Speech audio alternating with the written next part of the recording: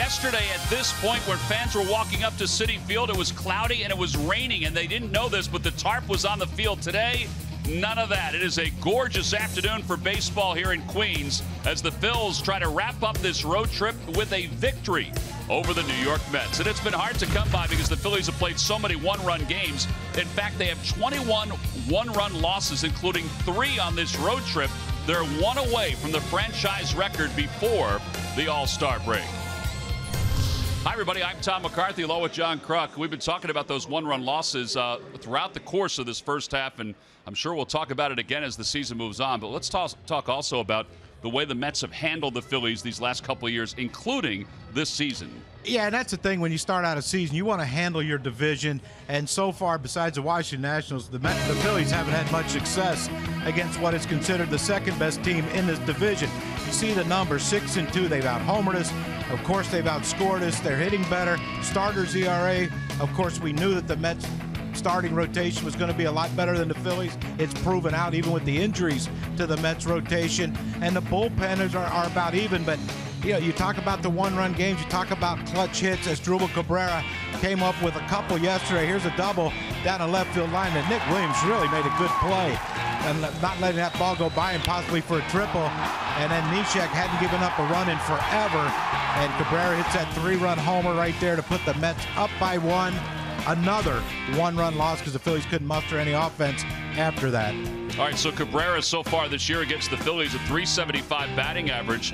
He has 6 RBIs, 3 doubles to go along with 2 home runs. Yesterday was his bobblehead, and it was the bobblehead depicting his walk-off last season against the Phils and a Dubry Ramos. No walk-off yesterday, but essentially it seemed like it was. So the Phils will look to finish up this series with a victory. They will send Nick Pivetta to the mound, his 10th start of the year. Rafael Montero making his 4th start. His last one was a good one. He picked up a win for the New York Mets. Well, the negatives have been the losses for the Phils this weekend here in New York. But for Nick Williams, he made his major league debut. He's been pretty effective. Can that effectiveness continue today? When we return, we'll go to the CSN studios.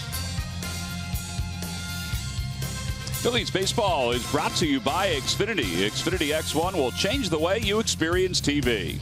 By Toyota. Find your favorite model today. Toyota, let's go places. By Citizens Bank, official bank of the Phillies. Visit citizensbank.com. And by Independence Blue Cross. Live fearless. Learn more at ibx.com.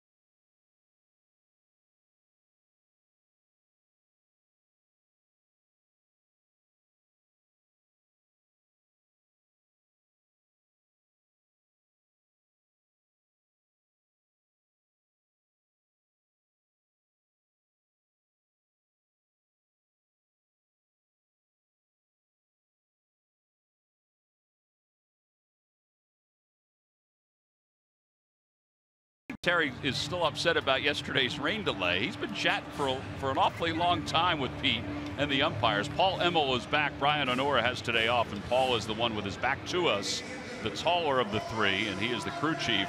But I still think he's upset about the fact that they put the tarp on the field yesterday because he burned a pitcher and had to have Addison Reed work an inning in a third. Yeah, and knowing Terry as well as I know him, he doesn't let go of things very easily. He kind of holds on to things. And well, I'm sure he had some words for Bill Deacon, the head groundskeeper here. It is not an exact science, obviously, when you put the tarp on the field. But he certainly looked like he had a few words that he wanted to get off his chest before he exchanged the lineup cards. He got a few words off last night after the game. He did. Wants to be a meteorologist. It was actually kind of funny, some of the stuff that he was saying. He does have a pretty intense, witty, an intense sense of humor. That's a good word. And in the open, I said something about Asdrubal Cabrera. It was a 3-run homer. It just felt like a 3-run homer. As hard as that hit you in the gut, it was only a 2-run homer. It did feel like I gave him a little more. I gave him a little more credit. He doesn't need any big boost offensively against the Phillies. No, it's like I said, with all the injuries that they have, when you look at their lineup, they still have a really good deep lineup that the Phillies pitchers have to contend with. Have a lot of guys that have had very good numbers against the Phils. Yeah, I mean, you come into a series against the Mets, and you have two of their three best pitchers, Syndergaard and Harvey, on the DL. You have to be thinking, we're going to win a couple games here and there. I would agree that crosses your mind. It hasn't happened for the Phils. They've dropped the first two. Let's take a look at the Phillies' Sunday lineup. Brought to you by Xfinity. Xfinity X1 will change the way you experience TV. So Daniel Nava leads it off because Odubel Herrera is not in the lineup this afternoon. Freddie Galvis continues to bat second, and Aaron Altair plays center field and hits third. Tommy Joseph, he had a big day yesterday, tied his career high in RBIs with 4. And the rest of the lineup is fairly similar to what we have seen. It includes Andrew Knapp doing the catching. And they'll face right-hander Rafael Montero, the 26-year-old, who for a long time was the Mets' #1 pitching prospect. As hard as that might be to imagine, with all the good arms they have, he was the #1 pitching prospect in the organization, but just has not panned out the way they expected. Yeah, it hasn't. I mean, but, he's a power pitcher. Surprisingly, the Mets have another young power pitcher. But, there's his scouting report. 93 change slider. He doesn't have that big variety of pitches that you'd see from Noah Syndergaard and DeGrom. Basically 3-pitch pitcher, but he has been really good his last couple starts. And with the offense that the Phillies sometimes don't have, am I being politically correct there? I think it's a good way of putting it. Again, though, you have to make him throw strikes. You have to hit him when he's in the zone. And, we just have to have better bats. And, our last 2 wins in Seattle, Daniel Nava led off. Played a part in both games, scoring runs. The games are so much different when your leadoff hitter gets on base. Odubel hasn't done that. In Arizona, we won 1 out of the 4 games with Perkins leading off. He didn't get on base. It's just it just sets a different tone when your leadoff hitter is on base doing something. And it doesn't have to be a stolen base. It's just getting on base, making a pitcher throw from the stretch early in the game. Well, speaking of being aggressive, here are Nissan keys to the game. Yeah, I loved yesterday. Pete put guys in motion. We were running, opening up holes. We have to stay aggressive, both offensively and defensively. Big pickoff. Ty Kelly with a great awareness play, throwing to third to get Reyes, and then get one. Not a 1-run game, but win 1 game here in New York. Try to get this one, make a happy bus ride back to Philly. Daniel Nava leads it off, and the first pitch of the day is a 94-mile-an-hour fastball for a strike. Now, why did they throw that ball out of the game? Is that like the millionth pitch they've thrown this year? The only thing I can think of is that it's his first start here at home. I don't know. He's appeared here at home this year. No balls and 1 strike to Daniel Nava. 0-2. They'll keep the baseball this time. Maybe the first one was his fastball ball, and then this one was his changeup. Oh my gosh. Well, he does not work quickly. And in fact, if you watched him warm up, that's basically how his pace is out on the mound. But he's ahead, no balls and 2 strikes to Nava. And he lays off 1-2. You know, I always wanted to ask Mariano Rivera, and I never did. Does he have all 600 something some odd saves? Because they give the, when he closes a game, they give you the, like, what does he do with 600 and something baseball? That's a good question. 1 ball and 2 strikes to Nava.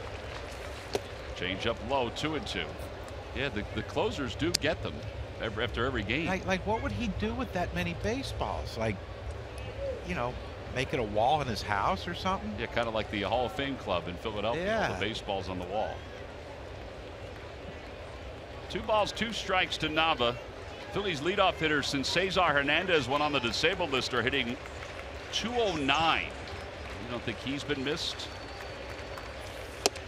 Just a bit outside, 3-2 at 95. Ramon De Jesus, the young umpire behind home plate.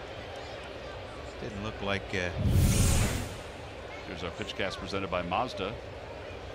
Just off, but I mean, it looked like the first 2 pitches of this at bat, the fastball changeup.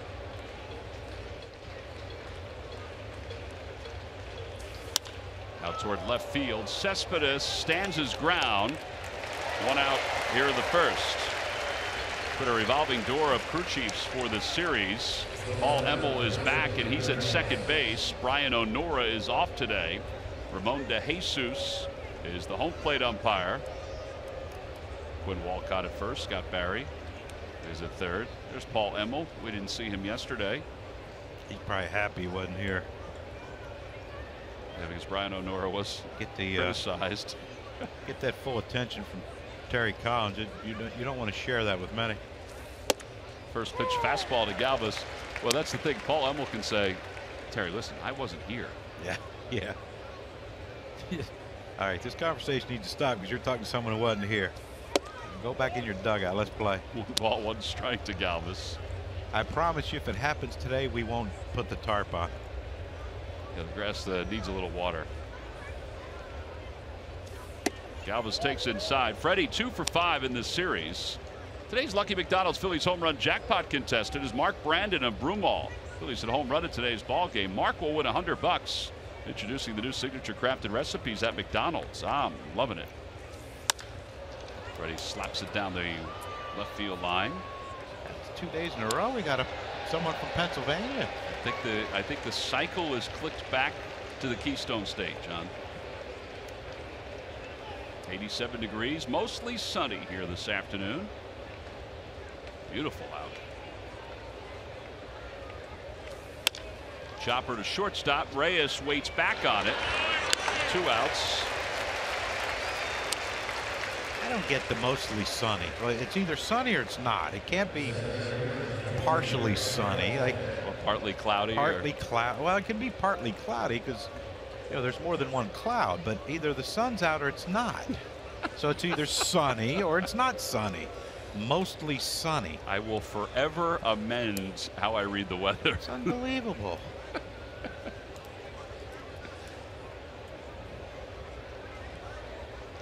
Here's Aaron Altair.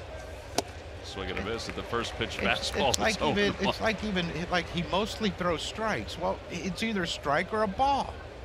I think you have to go down and sit with Terry Collins and talk weather. I'm going to call him after the game. 0-2. Well, he certainly has a good fastball here today.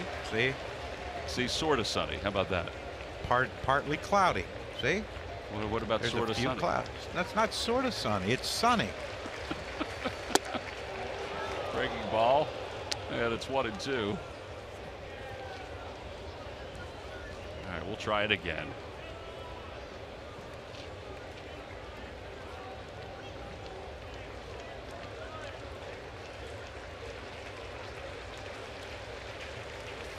Swing and a miss.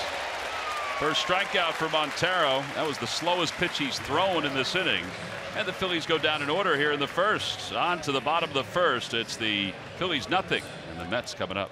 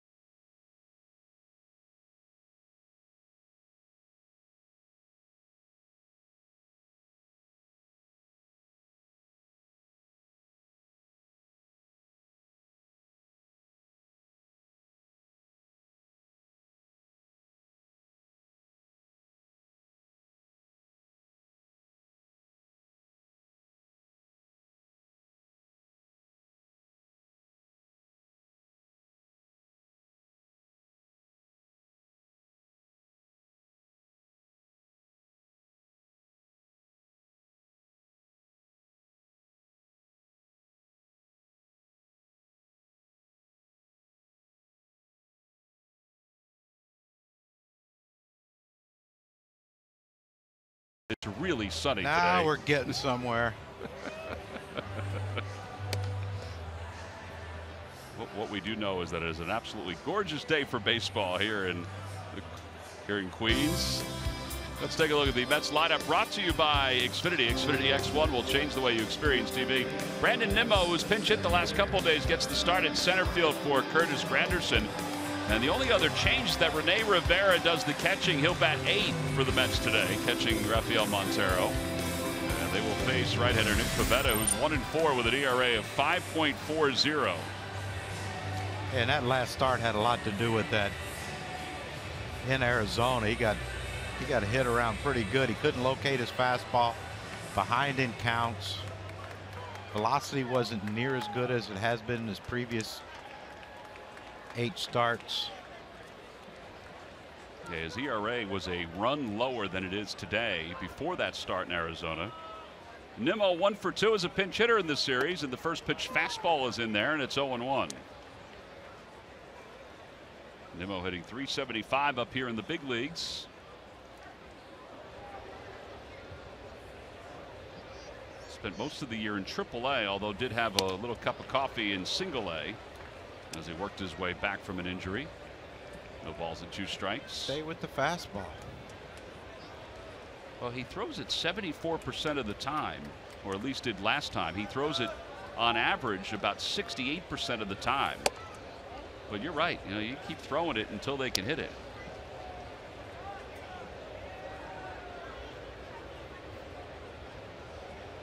One ball and 2 strikes to Nimmo. It'll be Nimmo, Asdrubal Cabrera, and Cespedes for the Mets. Not a bad spot, 2-2.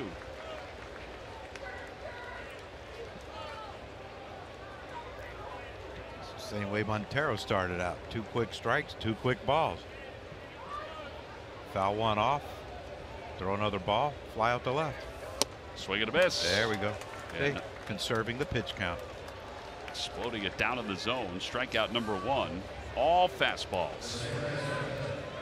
That'll bring Cabrera to the plate. He's our subject of our Geico quote of the day from Terry Collins. Deep inside these guys, they're pros. Cabrera understood the dynamics of everything, and I knew when he got out there he'd settle in and play very, very well. I'll tell you, if we get him hot, we're going to have a good finish. That's talking about the move from shortstop to second base, which he did not embrace. No, he asked for a trade. And then rescinded it several days later. Now, whether the Mets can do anything in the division, whether the Braves can do anything in the division, a lot of that's going to depend on if the Nationals can figure out their bullpen, figure out their shortstop position, because Trey Turner's out until September. Yeah, I think the interesting thing with this team is going to be with the Nationals is how many relievers do they go get? At the trade deadline, you're probably not going to get a shortstop and a closer and a setup guy.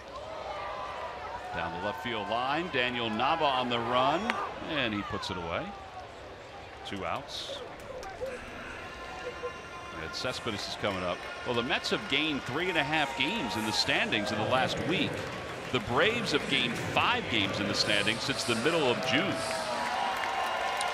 You know, and you knew it's just a matter of time with Washington. Look, we know they're explosive offensively. You know, we know they're a pretty good team defensively. You know, their starting pitching solid. The bullpen has been an issue since opening day, and they haven't addressed it yet because, you know, they've had such a big lead. But now all of a sudden, you know, teams are starting to creep back in this thing. And, you know, Mike Rizzo, the general manager, he's going to figure out a way to go out and get at least one bullpen piece. Well, here's Cespedes. He and Cabrera are a big reason why the Mets have sort of turned it around. You look at his numbers since the All-Star break, 19 games, hitting .304. Not as many homers, but driving in some runs. And that's the first thing other than a fastball today from Pivetta. And it was a breaking ball. It didn't turn out well. No. Didn't have that good snap on it. Now, if you're Cespedes, you got to imagine that a fastball's coming, right? Another breaking ball. Another breaking ball. Out to shortstop. Sliding grab by Galvis. Throws out Cespedes. And it's a 1-2-3 inning. No runs, no hits, and nobody left. Both pitchers pretty crisp in their half of the first. Little extra defense from Freddie Galvis as we go to the top of the second in a scoreless ball game.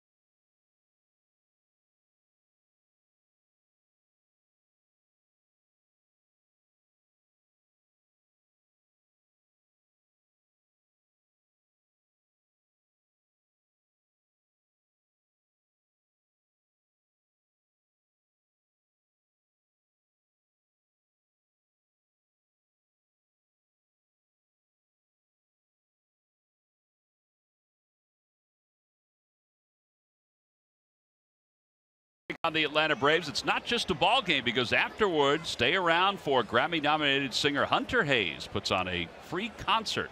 Your game ticket is your concert ticket. No additional purchase necessary. Go to Phillies.com/Hunter Hayes. Tommy Joseph leads it off and takes a strike.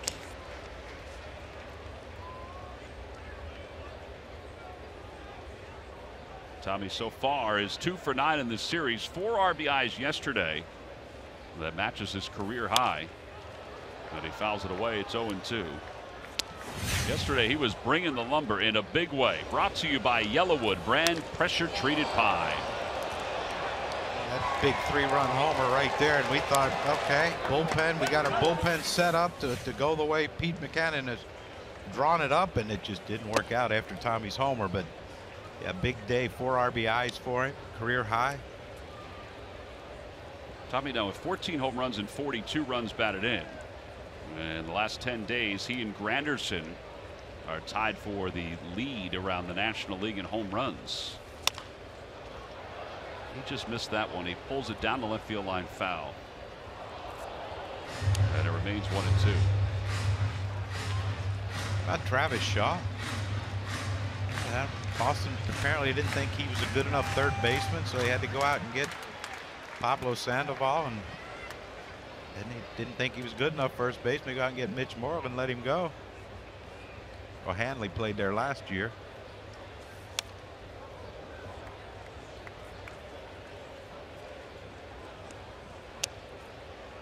So he just goes to Milwaukee and starts hitting bombs. Yeah, the Milwaukee Brewers have turned into one of the surprise teams in the National League, not only because of their win-loss record, but how they're doing it with all the long balls. Shaw already has 17 home runs. That is a career high. He's done it in 72 games. He had 16 last year with the Red Sox. 1 ball and 2 strikes to Tommy Joseph. And he hits it foul toward the camera well. It didn't get Murph, did it? I don't see Murph down there. Must be too sunny out for him. If it was partly sunny, he'd have been out there. That is correct. I am hiding from the sun. You're right. Sun is not your friend today, Murph. There's Murph's bag. Murph's monitor. Murph's credential. 2 balls, 2 strikes to Joseph. You should really hold on to that credential. Yes, you should. There's somebody rooting through your bag, just so you know, but we got him on camera. All right, just keep an eye on it for me.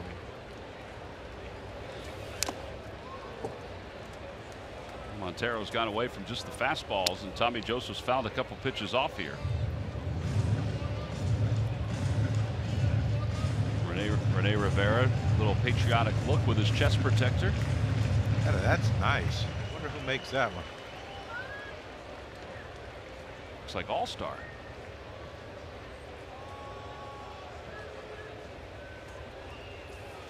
And a line drive base hit it to left field for Joseph. Now the Phillies have the first hit of the day. A leadoff single here in the second. And that'll bring Nick Williams to the plate. Yeah, really good at bat by Tommy right there. Fouled off some tough pitches. Gets one he can handle and deposits one into left field for a base hit. Leadoff runner on. Hopefully we can just get a lead early. Let Pivetta settle in. Let Pivetta keep throwing those fastballs. Opposite way, a base hit for Nick Williams. Yeah, that'll put runners on first and second. Back-to-back singles. 3rd hit for Williams in his first weekend in the big leagues.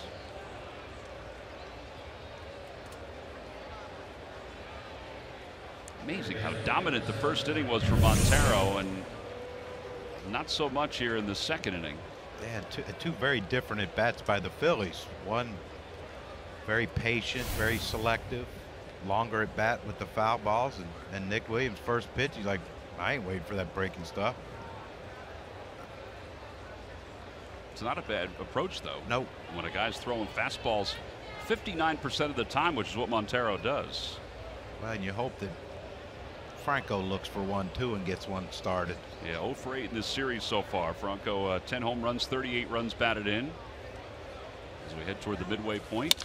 And he hits that one out toward left center field. It's well hit. Nimmo going back on it, and it is off the base of the wall. Tommy Joseph around third. He's going to score. Williams right on his heels, and he will score. It's a 2-run double for Maikel Franco. And the Phillies take a 2-0 lead.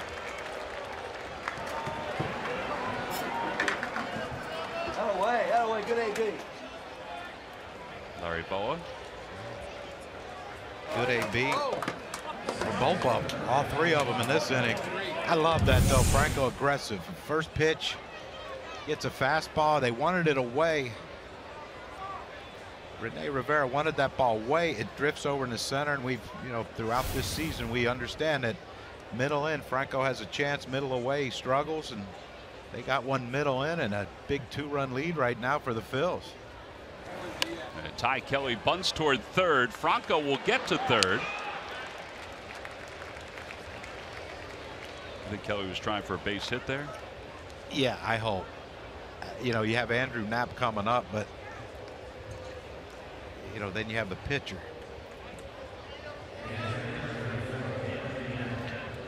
I don't think. I mean, all the coaches are going down and high-fiving him. Maybe that was a planned thing to try to get him over for Knapp. I'm assuming they're giving him a sacrifice, right? Yep.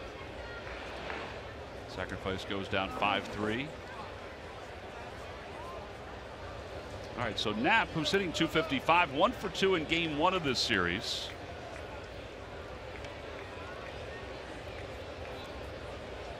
Get one up in the air.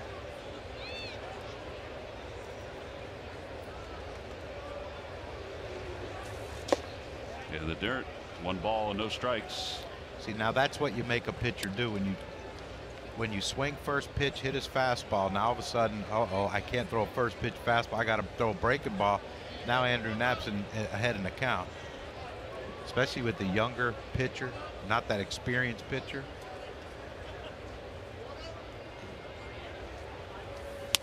That one's pulled towards second. A one-hop pass Cabrera, and Franco will score. It's 3-0. Phillies on top. It is an RBI single for Knapp. Well, that's the advantage of the infield being drawn in. Yeah, and the infield didn't have to be in that far because, you know, we know Franco doesn't run well, so they were not as much as if they were in, they kind of caught that in the air. But you see where he's standing. He's standing about 3 steps from the infield grass. If he's playing in on the grass, he catches that ball in the air. But because Franco can't run, it helped Andrew Knapp get a base hit right there. That's a good point. Well, I thought so. Not just here for my looks, buddy. 3 runs allowed by Montero. He had allowed just 2 in his previous 12 1/3. At the Phils, huh? Bunting. Game plan. Butcher Boys. Running the bases great. Nick Williams, by the way, ran on the Franco ball. He read that perfectly. And if it was a little slower runner, he might have had to slow up coming toward home. And now Pivetta bunts foul, and it's 0-2. Phillies pitchers have 7 sacrifice bunts this year, which is last in the National League. Yeah, they haven't been good. And it's not from lack of work, because we see it a lot. They're out there a lot, especially at home, bunting.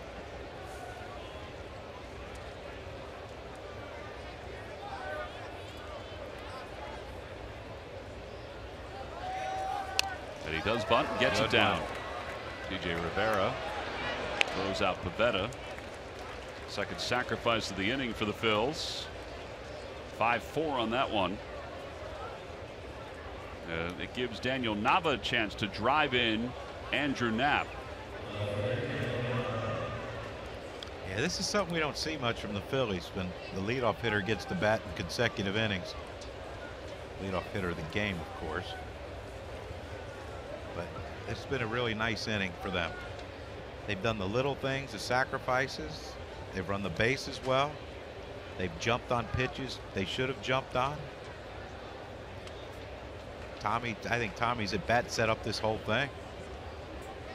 He has extended at bat, which resulted in a single.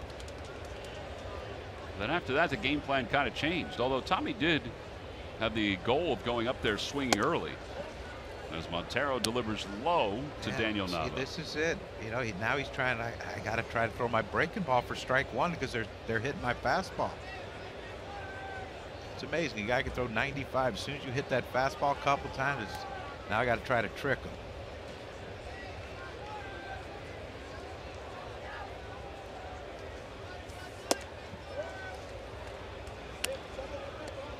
Is that a slider? 89? I think that's his changeup. His changeup is listed at 88 and 89 miles an hour. And that was it. So he threw a breaking ball and a changeup. Now he's 2-0.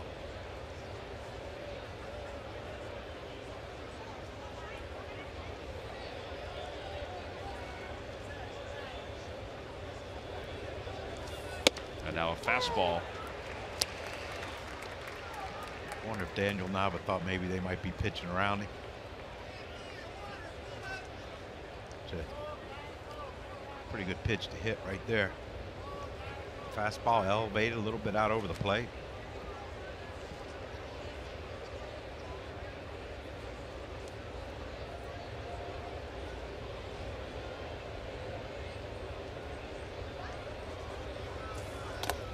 That one gets away from Rivera. Going to third base is Knapp. They don't know where the ball is. Knapp's going to come home. Hustling toward the plate. He scores. And the Phillies take a 4-0 lead. Andrew Knapp just rolling, and he knew it from the get-go. Look at Terry. Terry's like, what happened? Maybe they should put the tarp on the field. This is a ball, you know, it gets past Rivera, and he thought since he missed it, the ball was going to be straight back. He didn't realize that it hit the home plate umpire's shin guard and rolled toward the Phillies dugout. But watch Knapp. This is not even look at Juan Samuel. This is, I know where the ball is. I know where everything else is. I know how fast I can run. I have to make this decision without help from Samuel, and he made the right one. Good aggressive base running by Knapp. That one's looped outside of third and out of play. You know, Rene Rivera has no pass balls this year, but there are 13 wild pitches while he's been back behind home plate. Yeah, I don't know if that would, I mean, it looked like he was going after that ball like it was a fastball away, and it looked like it was a slider or something. It cut. Well, nice job by Andrew Knapp to give the Phils a 4-0 lead. And, you know, how is that? If that was Cameron on second base, he probably doesn't score. No, you're right.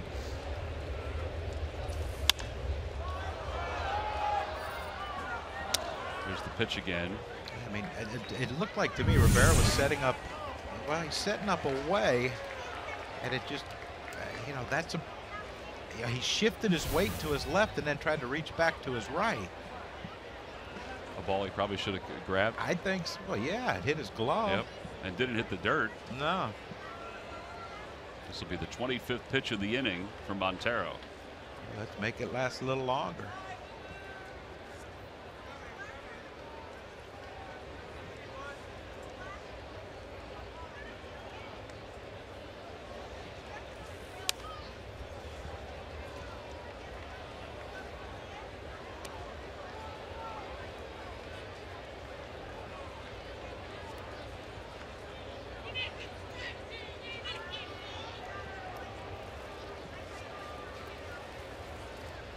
This is the offense you like to see, though. The aggressive swinging. Yeah, and yesterday was the same. They were aggressive. They ran the bases aggressively. Pete put guys in motion. It's what you have to do when you're not a very talented offense. Pulled to the right side. Cabrera can't get to it. And a base hit for Nava. That's 5 hits now in the inning for the Phillies. Dan Warthen going out to the mound.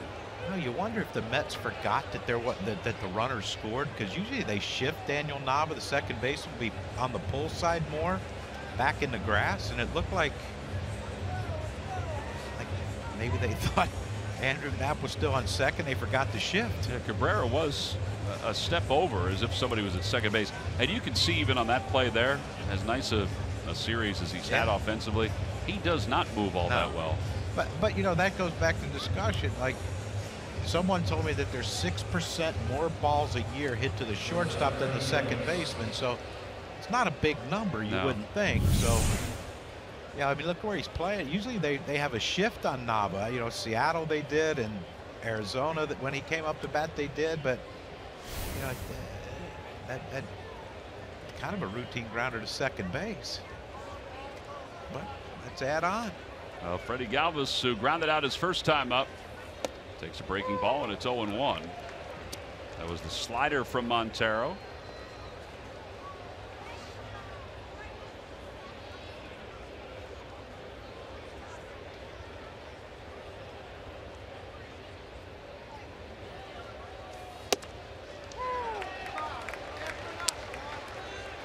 Freddie's got to be thinking, everyone else is crushing this guy. He drops a breaking ball on me first pitch, which he hadn't thrown for a strike on the first pitch, and then he paints with a fastball away. Another fastball. Aaron Altair and the ball boy both have to move out of the way. Tell you, Murph, you got to take one for the team and get in front of that. If it wasn't really sunny, he probably will. I mean, he's probably on his recliner down there. They're going to have to hit one to left center field over the fence to hit me this time, which would be just fine at this point. Where are you? Left center field over the fence. Murph, your bag is okay. Murph, that doesn't narrow it down. There's a bunch of people sitting out there. I'm the one with my hand raised. I can't see I that see him. far. Where? Yeah, I see him. He's up next to the stairwell. That's right. Runner goes, pitch is fouled away, and it remains 0-2. And Nava goes back to first. I think Pete might have been thinking, okay, he's going to throw a breaking ball here. Maybe bounces it. Let Nava get a better shot at stealing this base. I like this brand of Phillies baseball. And I said on the post game, you know, yes, they lost a heartbreaking loss, but you would take that every game. Score 6 runs. Your bullpen set up the way Pete wanted it. It just didn't, you know, Neshek just had one of those games he hasn't had all year, and that's, you know, Freddie strikes out, and the inning is over. 8 men come to the plate in the inning for the Phils. They get 5 hits and 4 runs. Tommy Joseph got things rolling. Then Nick Williams on the first pitch popped it the other way. Big swing by Maikel Franco. That was a 2-run double. And then the aggressiveness continued after that for a 4-0 lead.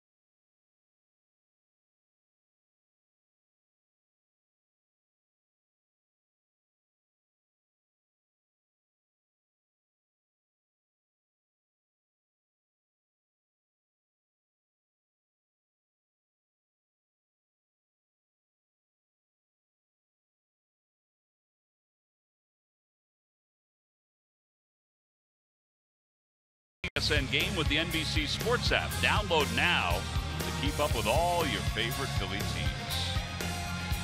Phillies lead at 4-0 as we now go to the bottom of the second inning. And let's see if Nick Pivetta can front run here. He has Jay Bruce, Lucas Duda, and TJ Rivera.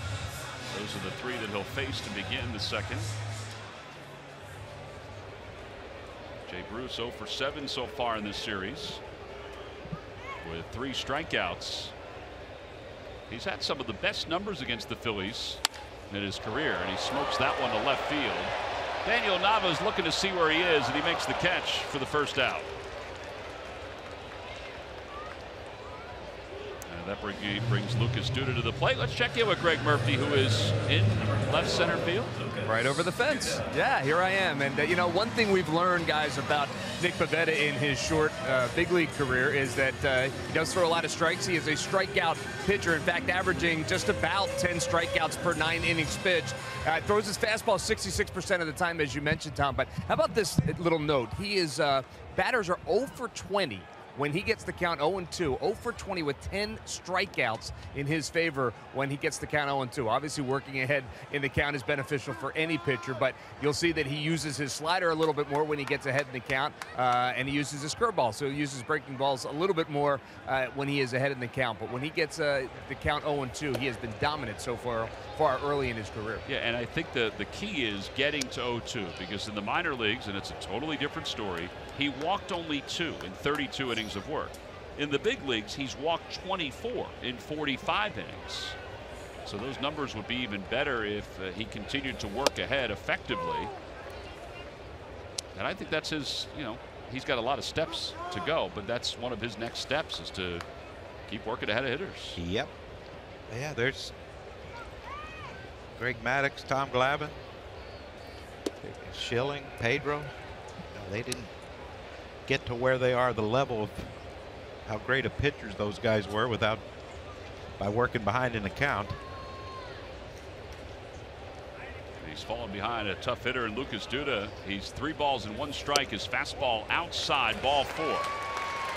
Pretty close pitch. First base runner for the Mets today. And here's TJ Rivera. I mean, you know, when you think about all the numbers that are out there, and I understand it's probably difficult to throw a strike whenever you want to. But if the pitchers would look at numbers and just, you know, understand the averages of guys when it's 2-0 as opposed to 0-2, it's not like it's a small sample size. It's astronomical numbers. And there's just so much more you can do as a pitcher. And I think, you know, there's only a handful of guys playing now that seem like they're comfortable hitting with 2 strikes, and that's Mark Leiter and I talked about that the other day. He said the guys in Seattle, he said, when I got 2 strikes, he said, there we go, double play.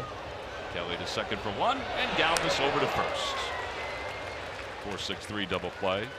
Leiter felt like he had more of an advantage, 2 strikes. No, he said the Seattle guys didn't panic. Wow.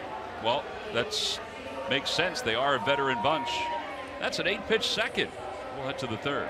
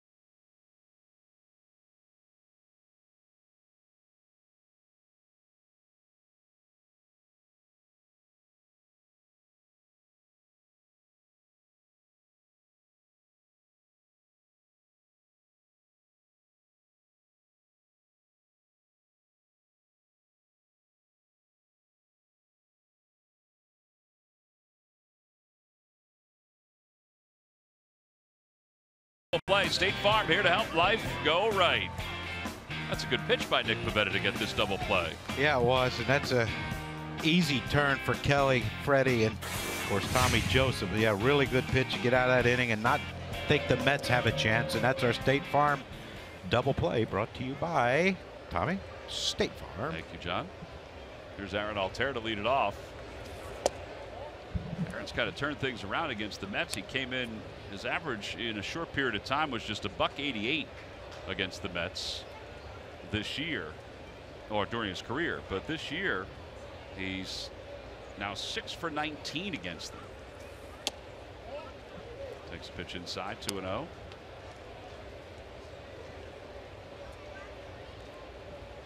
Yeah, this is, if Terry didn't have any pitchers yesterday, he's going to need a lot of them today, or he's out toward left field. Cespedes under it. Either that or he's going to let Montero stay out there for a while and take a, hopefully not take a beating, but we'll see. Well, it's time now for the Jeep Stump the Fans trivia question. Log on to Phillies.com. Go to the fans section for all the information. Please submit your answer on the subject line. All right, John, here we go. Who were the 2 managers of the 1993 New York Mets? 2 managers of the 1993 New York Mets. The answer will be revealed a little later on. They had two? 2 in 93. Two very different personalities, I will say that. One we're very familiar with from the Phillies. Yeah, I know them. I know who they are. Well, I know one. No, I think I know them both. Tommy fouls it away again, 0-2.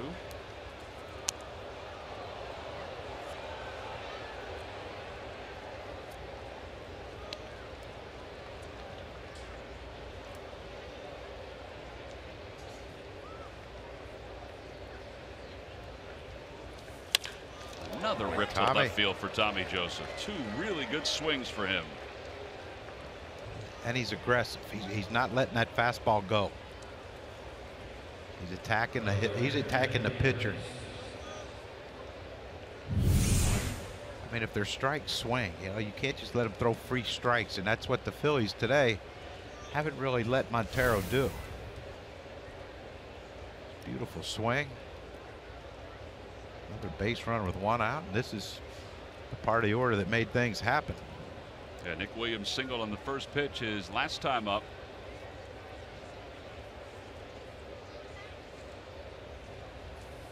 At a breaking ball, and it's 0-1. And that's something that, as he gets more at bats, he'll understand. Okay, he hit my fastball first pitch.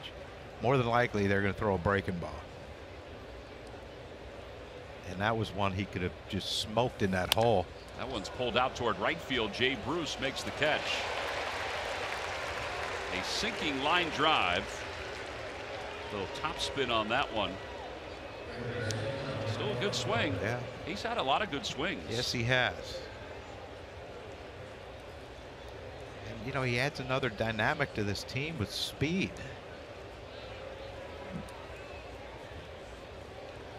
Maikel Franco had a 2-run double his first time up. Like I said, I really, the last two games have been really, the first game in Seattle and this yesterday and today have been really fun games to watch. Just because they're a little more aggressive. They're playing smarter baseball.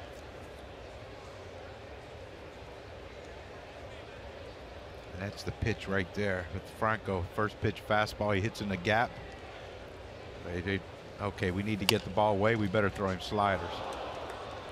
Yeah, they threw two in a row, and he fouls the second one past the diving Duda. Yeah, it just seems like against our right-handed hitters that Montero can't get that fastball down and away. So what other pitch can he throw there? It's a breaking ball.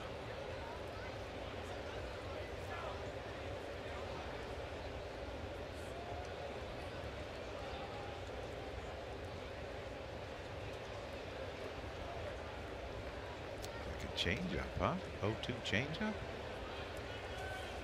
He hasn't thrown many today. Breaking ball. Last time out, he threw 54% fastballs and 28% changeups, and then he just mixed a slider or two in here or there. And his fastball is a four-seamer or a two-seamer, and the two-seamer is the one that's given him the most trouble this year. As Franco bounces it foul toward Juan Samuel.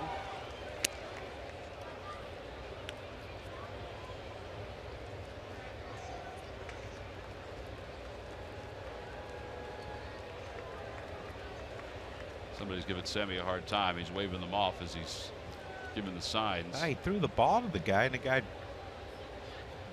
like it hit a brick when it hit his hands.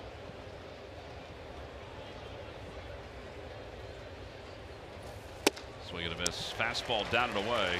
He got one there. Second strikeout. Make it third strikeout of the day for Montero. No runs, a hit, and one man left for the Phils.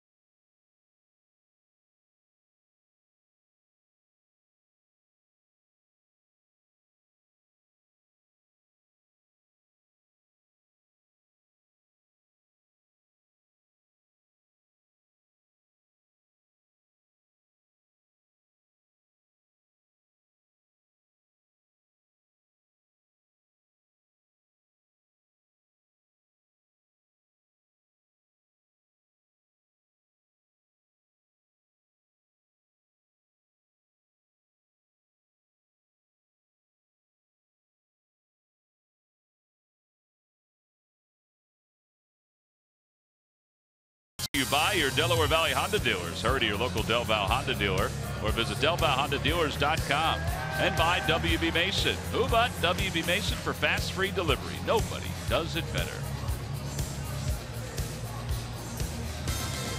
Phillies are on top 4-0 as we go to the bottom of the third. Gentlemen's eating sugar snap peas here at the ballpark. What is this country coming to? John, throw him down a box of popcorn or something.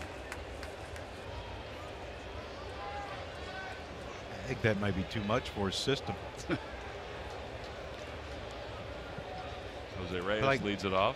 So you're going healthy snap pea.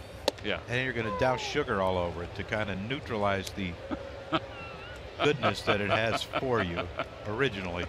Like the original thought is really good. Snap peas, you know, it's a healthy snack, all that junk. And then you fire sugar on it. I don't know if there's actual sugar on it. Disqualifies that thing. So there are such thing as sugar snap peas. Yeah, without sugar. There's no sugar on them, no. God. Just call them snap peas then. Partly cloudy with snap peas in my hand. Thank you. What's wrong with people?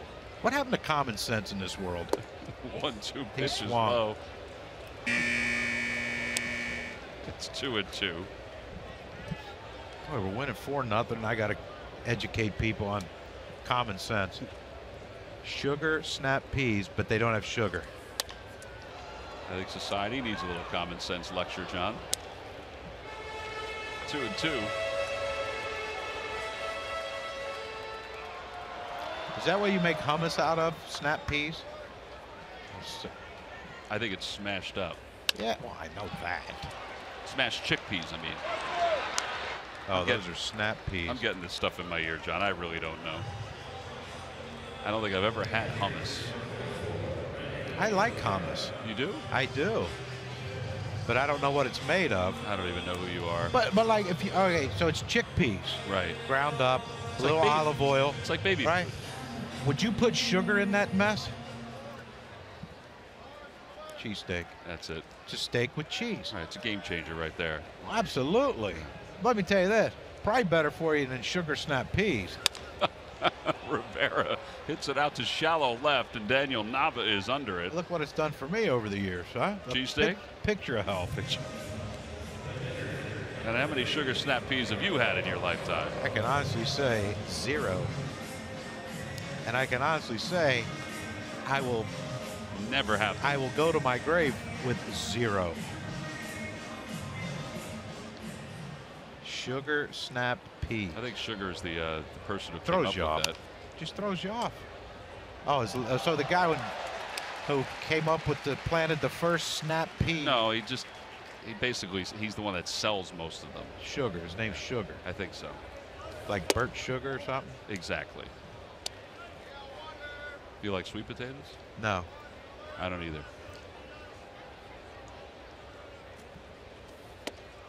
Upstairs, and it's 2-1 to Montero. Tell you what, Montero came up to the batter's box acting like he didn't want to get a hit. Watch this approach. If Pivetta throws him a breaking ball, he might fall down backwards. Watch that front foot just go right toward the Phillies dugout. Whee! You throw him an inside pitch, though, you might be in trouble. Well, we've had this discussion about our third baseman.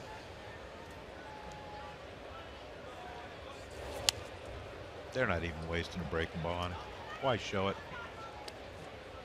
I wish the count was like 1 and 2 where you could throw one. I'd like to see what he'd do.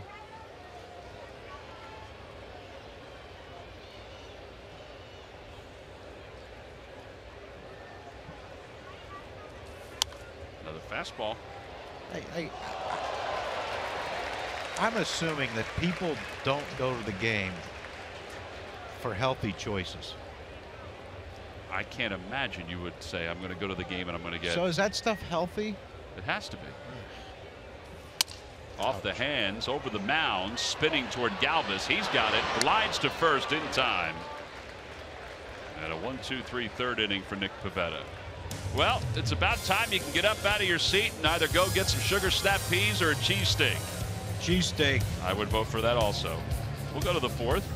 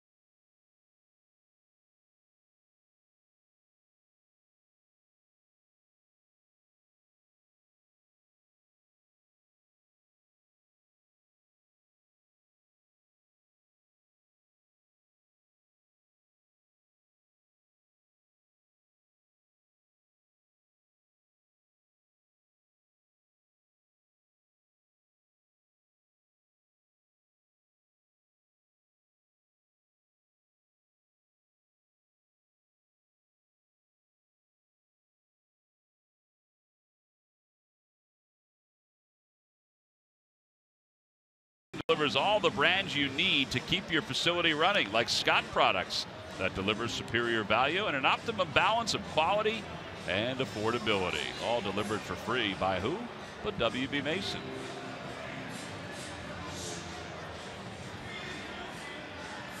We get to the top of the fourth inning. It'll be Ty Kelly to face Montero. It'll be Kelly, Knapp, and Pivetta for the Phillies, who scored 4 runs in the second. Montero just now finishing up his warm-up tosses. He was a little tardy getting out after hitting the ball out towards shortstop. Youngster trying to stay cool on a warm day. A really sunny day here in Queens. Either that or he's having those sugar snap peas and they're trying to wash it off his hands so that hands don't get infected or turn green. There you see, look at that. Deep fried something. Rice balls. Who cares what it is? It's just deep fried. It's got to be good. Sell rice balls at the ballpark. Ty Kelly takes outside, 1-0. Fried rice, baby. You should come to our family reunion sometime. If it's moving and partially edible, it gets deep fried.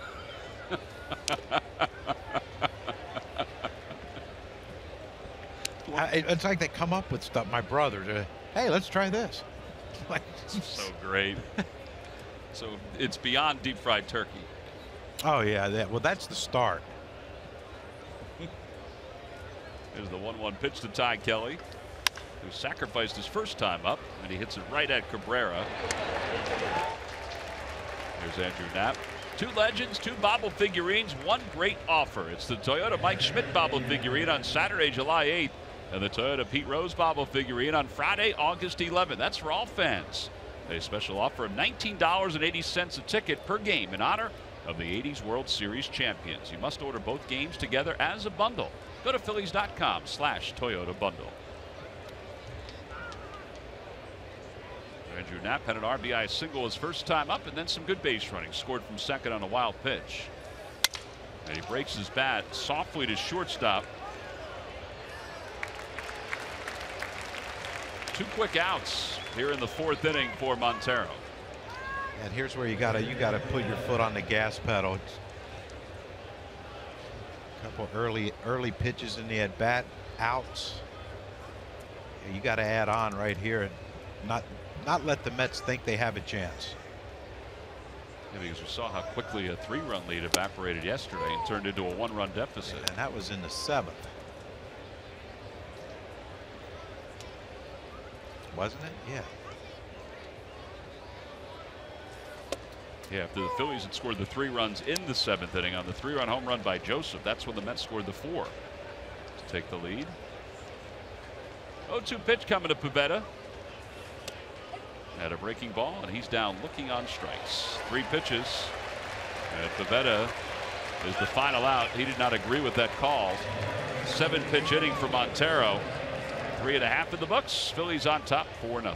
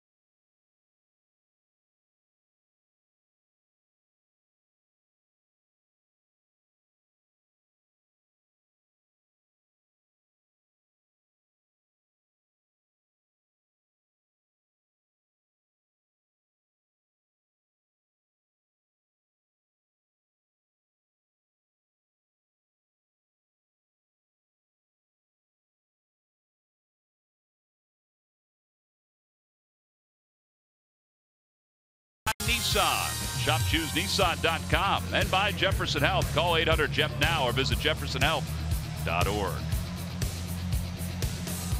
Phillies are on top 4-0 as we go to the bottom of the 4th inning. Well, back in the 2nd inning, our Toyota turning point. Maikel Franco got it rolling. Yeah, he got a first pitch fastball that they wanted away. It ran over the center of the plate. Franco drives it into left center. Both runs score right there. And then with the infield in, Andrew Knapp drives in Franco, who got sacrificed to third by Kelly.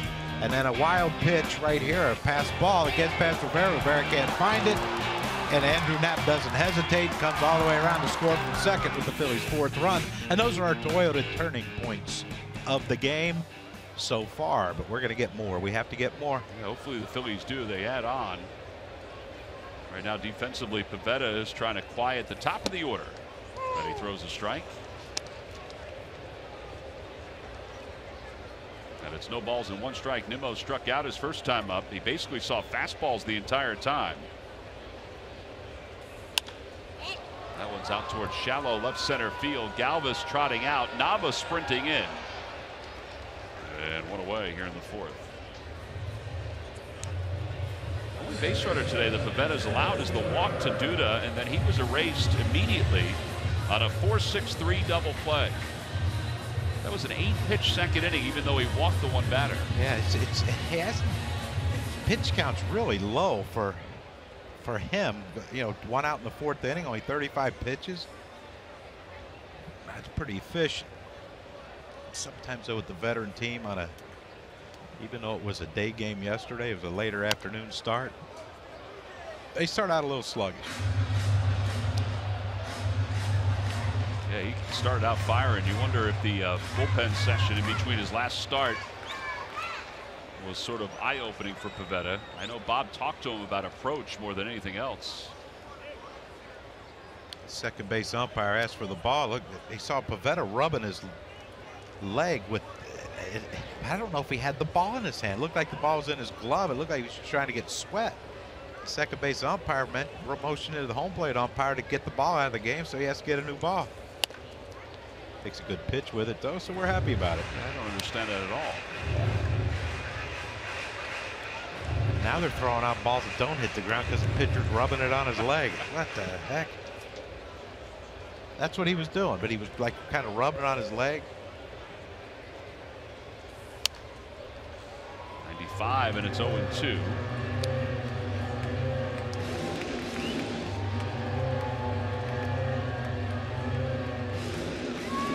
Doesn't seem like there's anything there. I don't know.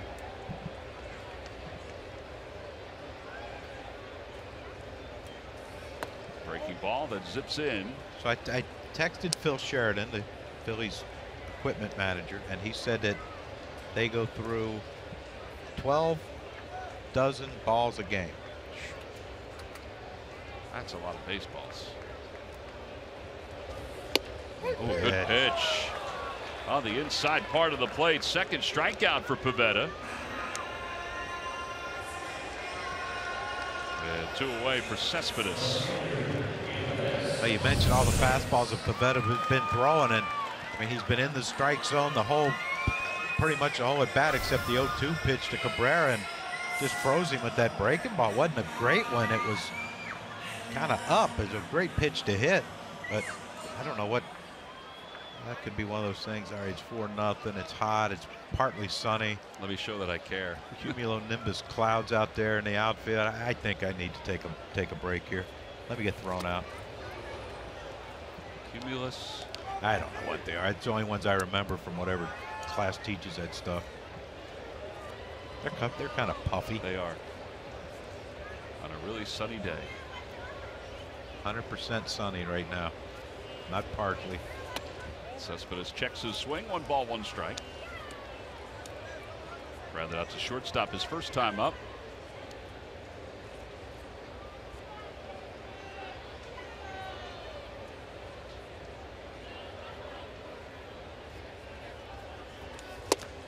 Oh, that was an exploding 96-mile-an-hour fastball. Man. He's got a good one today. Yeah, he does. The good thing is it's located well too. He can probably get a fastball in here and break Cespedes' bat if he wanted to. Well, they wanted it out, but it did run in.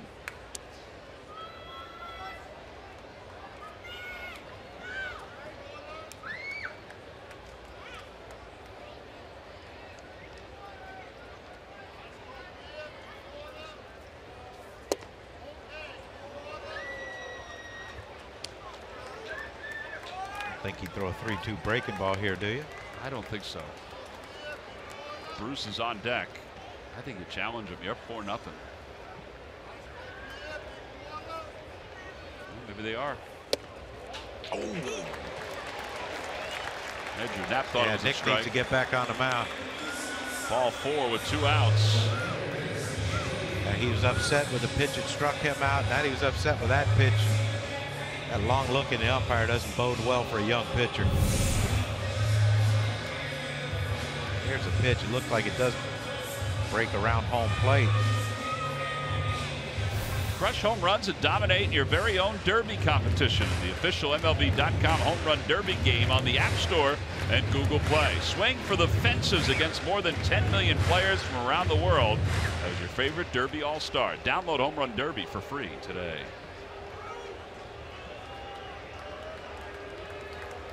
Jay Bruce flied out to left field, and that ball is off the glove of Knapp, and Cespedes still putting on his gloves.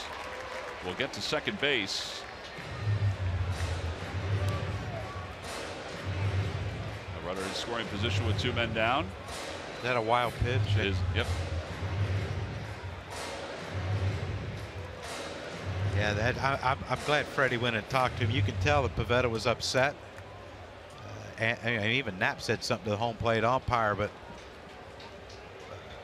you know, you can't let this get away from you because you thought you had a strikeout. Now this is where you go. You got to get Jay Bruce. You know, you make a mistake to Jay Bruce, now it's 4-2 game.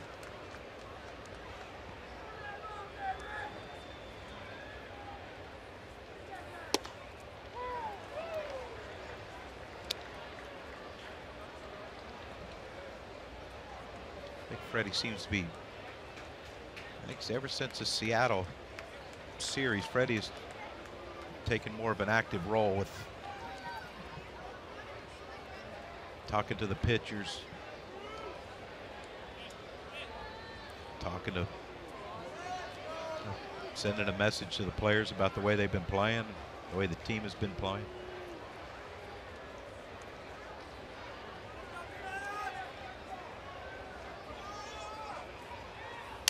Over to the right side, Ty Kelly comes charging in.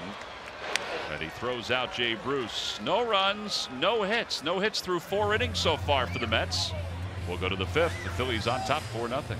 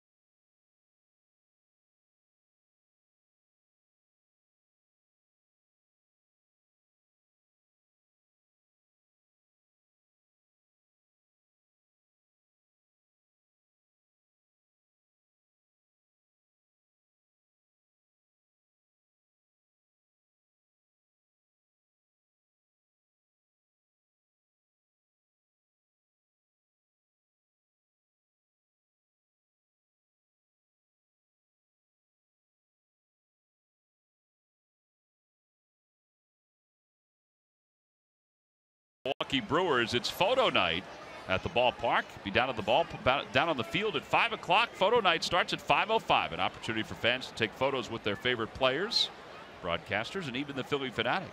Go to Phillies.com to purchase your tickets.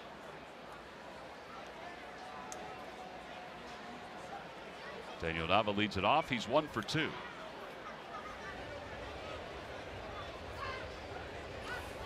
Swing and a miss, 0-1. I think he got fooled on that one. A little bit. Apparently Aaron Judge hit another homer. A long one? Well, I don't know how long it was, but they said it was hit at 115 miles an hour. And that's fast. That, or 100 and something, but they said it was 15 more. He has 15 more balls hit at 115 miles an hour than any other, 15 more than any other player. He's having a great year. Yeah, he is. And plus, if it was down in Houston, that's where the Yankees are playing. If it was to left field, that could have hurt someone. Oh man, or it may have gone off the train tracks. But you want to see why baseball is such a great game? Daniel Nava had the ugliest swing. Well, I can't say for a long time because we see a lot of ugly ones on a daily basis from every team, but then he gets a base hit. That's what's beautiful about this game. Freddie Galvis is 0 for 2 and a swing and a miss. It's 0-1. Yeah, they don't seem to be too inspiration. They don't seem to. They're not inspired to throw Freddie a fastball. So eventually he's going to have to sit on something.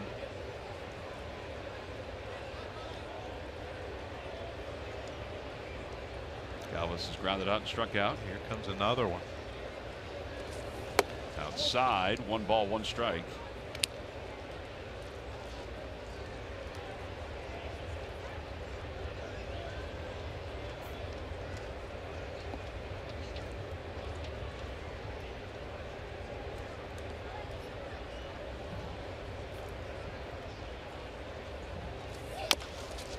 Pulled toward first. The runner was going. Freddie Galvis is tagged out. And up to second base goes Daniel Nava. 3 unassisted. And 1 out here in the 5th inning. Let's check in with Greg Murphy with our timeless moment. All right, thank you, Tom. Brought to you by Coors Banquet in Philadelphia's Veterans Stadium. The latest game in Major League Baseball history ends at 4:40 in the morning when Mitch Williams, Mitchie Poo, singles home the winning run in the 10th inning. The game, which started at 1:26 a.m. due to 3 rain delays in Game 1 of the doubleheader, eclipsed the latest finishing game, 3:35 a.m. back in 1985 between the Mets and the Braves. That one was on July the 4th. So July is known for their late games, I guess. But John, for the second day in a row, happy anniversary. I know you remember that one well. Fly ball down the right field line. Bruce over toward Utley's corner will make the catch. A couple steps from the wall. Nava goes to third. Ball traveled a pretty good ways. And now 2 outs. Tommy Joseph is coming up. Did you play in game 2 of that? I don't think so. No. Doubleheader on turf, and it wasn't like it was a early game and then, you know, everyone leaves and you come back like this. What do they do? What are those called now? Day-night doubleheaders. Yeah, this was just a regular doubleheader. Well, you had a great comment after that game. I know I showed it to you today. Do you remember making that comment to Paul Hagen when he wrote the story about it? Yeah, I probably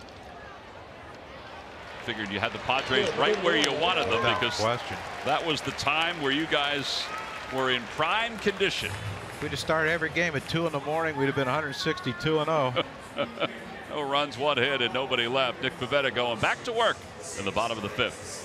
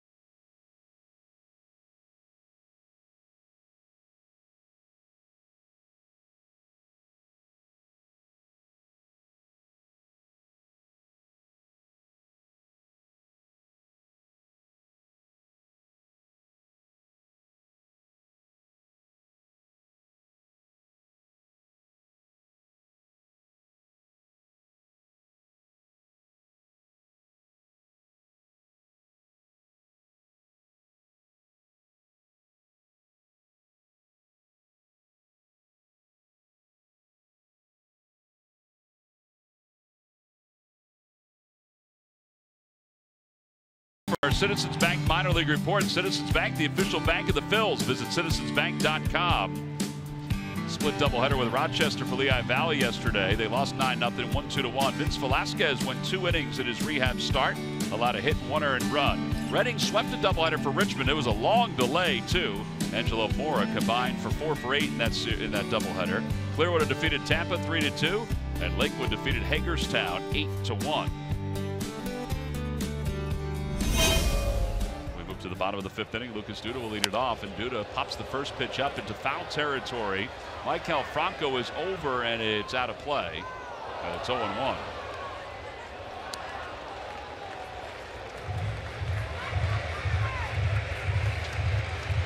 Duda walked his only time up. It's one of 2 walks issued by Pivetta. Only 2 base runners today for Nick. Phillies have 4 runs on 7 hits this afternoon, leading at 4-0.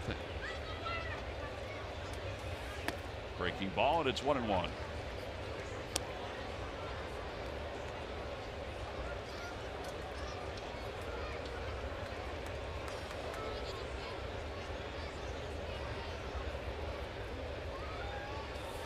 That one's pulled foul.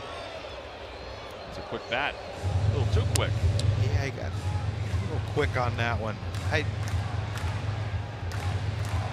I've always wondered, as big and tall a guy as Lucas Duda is, why he stands really close to home plate.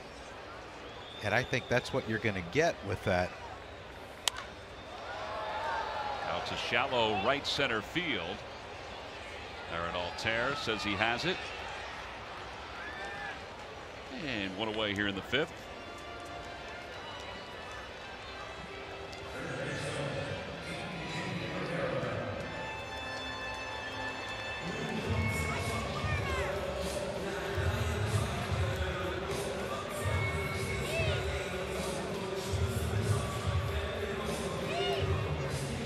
Rivera hit into a double play his first time up.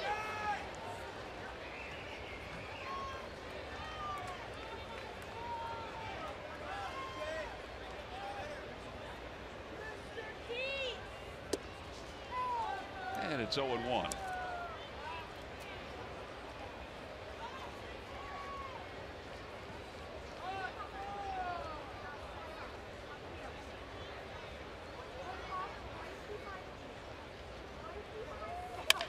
Down the left field line, on the run is Nava. It is a home run.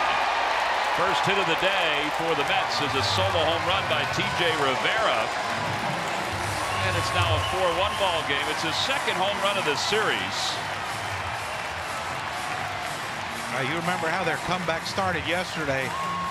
A solo home run by T.J. Rivera. And then the floodgates opened up, and he got to that one quick. That ball was hit him. I mean, that's a line drive that got out of here. But this is what I mean when the Phillies, you know, you've got to start adding on. Absolutely. Particularly against a guy that was sort of on the ropes, yeah. Montero. And, you know, now it looked like he settled in a little bit.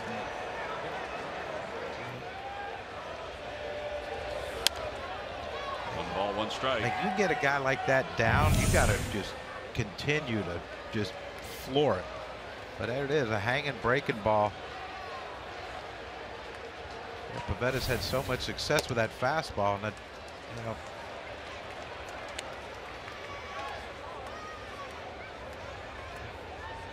Again. Who knows what how this game's going to end, but you know, you got to. I've noticed this about them a few times when they've jumped out to an early lead and they kind of just, you know, step off the gas for a little bit and let things play out. But little pop up, nap off with the mask. 2 outs.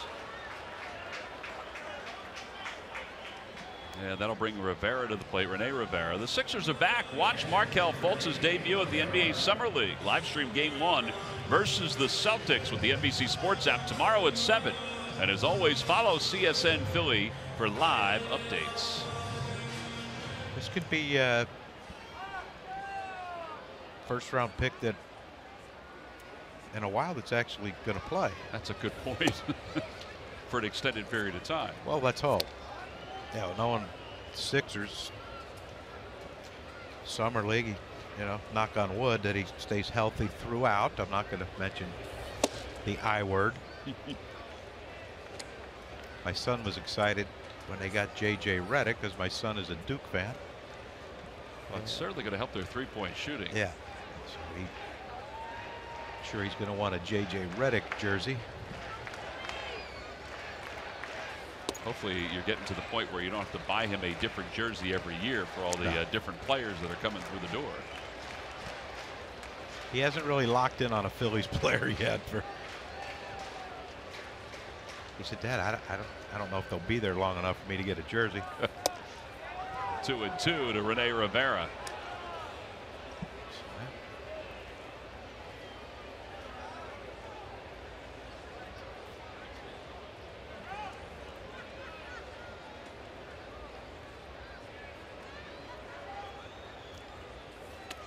Three balls and 2 strikes to Rivera.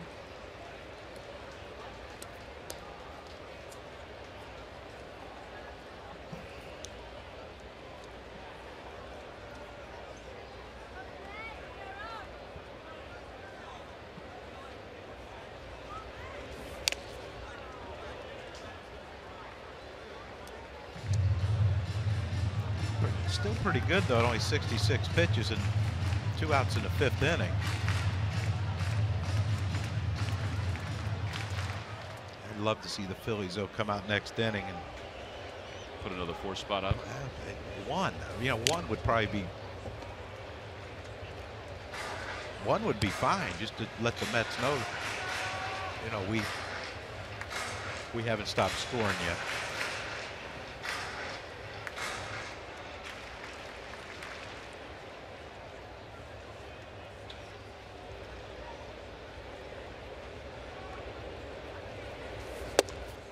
Ball 4.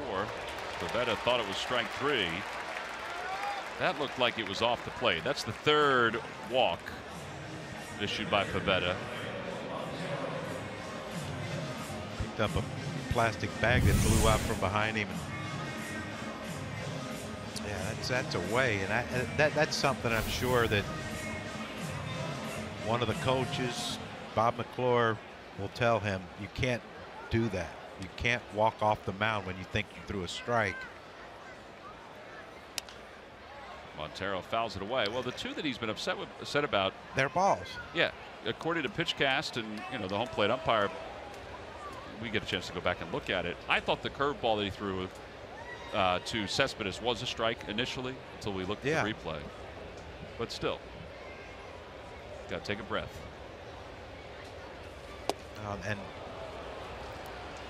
And what it does too with that walk is now you let Montero hit, get out of the inning, no problem. But then it's back to the top of the order. Been love to him to start off the 6th inning with Montero leading off the inning. Absolutely. Montero grounded out to shortstop softly his first time up. A little spinner over the mound. Plus he's going to add 4 or 5 more pitches to his pitch count. Swing and a miss. So he picks up his 3rd strikeout. 3 walks, 3 strikeouts here this afternoon for Pivetta. Nick Williams is going to start things off offensively for the Phils when we return.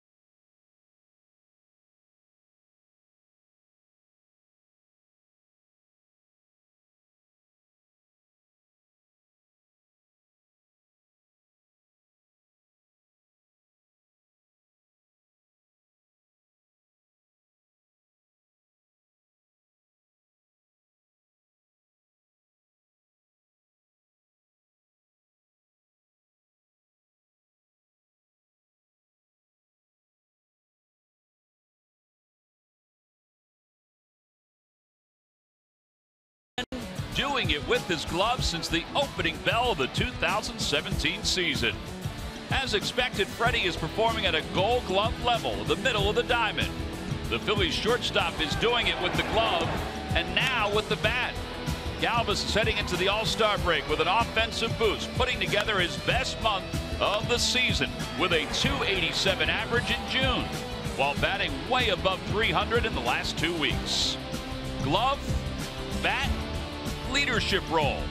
And it's brought to you by Independence Blue Cross. Live fearless. Well, we go to the top of the 6th inning, and on a day you got to stay hydrated here at Citi Field because it's really sunny. The Phillies lead it 4-1. Nick Williams. Yeah, boy, we have lost it. Yes, we have. Mr. Met. Speaking of lost it. Sure that big furry head he has right there is probably a little warm. What is that? Velvet? What's that thing made of? I don't know if it's velvet or not. Another classic.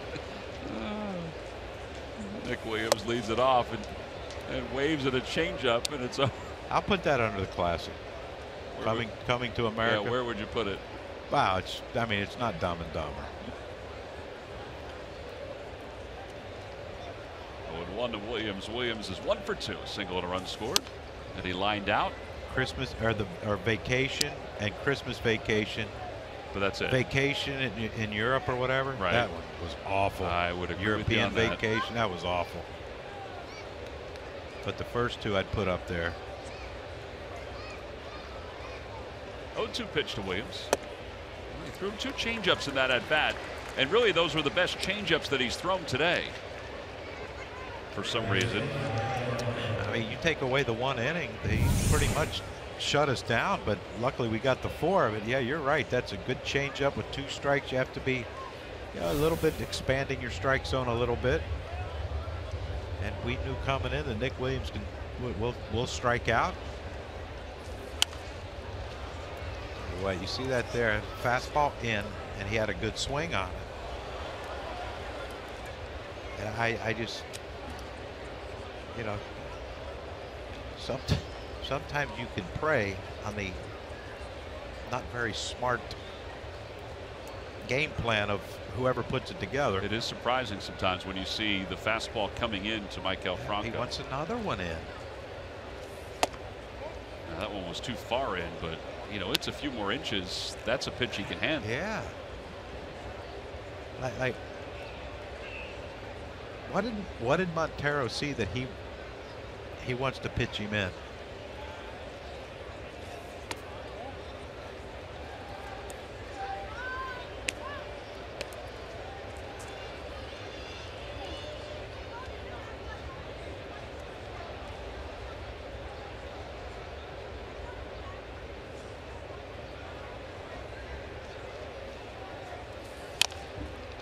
Tried it again. Now Franco has missed the 2. Maybe he's going to set him up with throwing a breaking ball. I would imagine.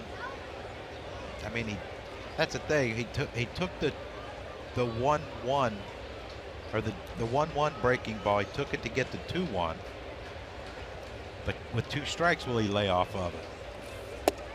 Outside, 3-2. Franco hit that prior pitch off his back leg. Seems to be, that's what you call letting it get deep when you hit it off your back leg. Possibly a tad too deep by a lot.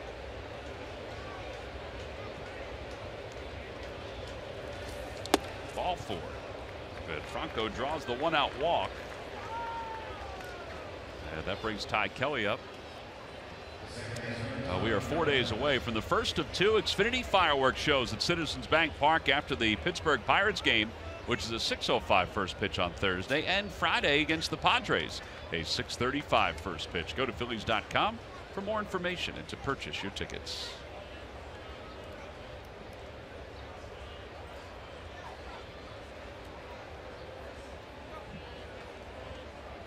Kelly is 0 for 1 with a sacrifice. Pitch outside.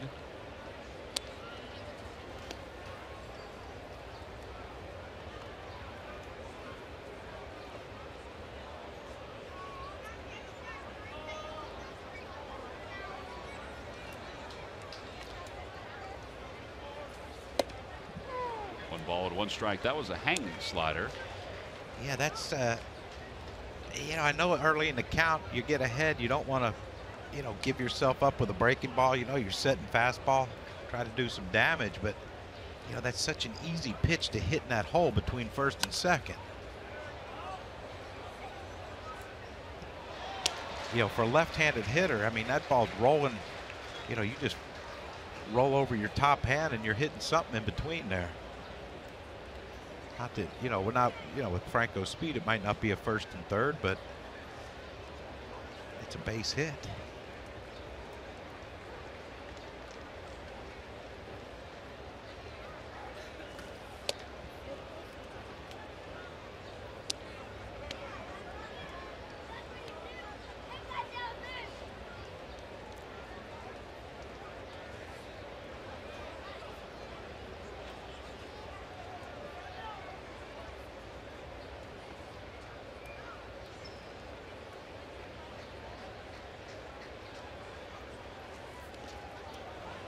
Rivera blocks that one, but it moves the count to 3 balls and 2 strikes.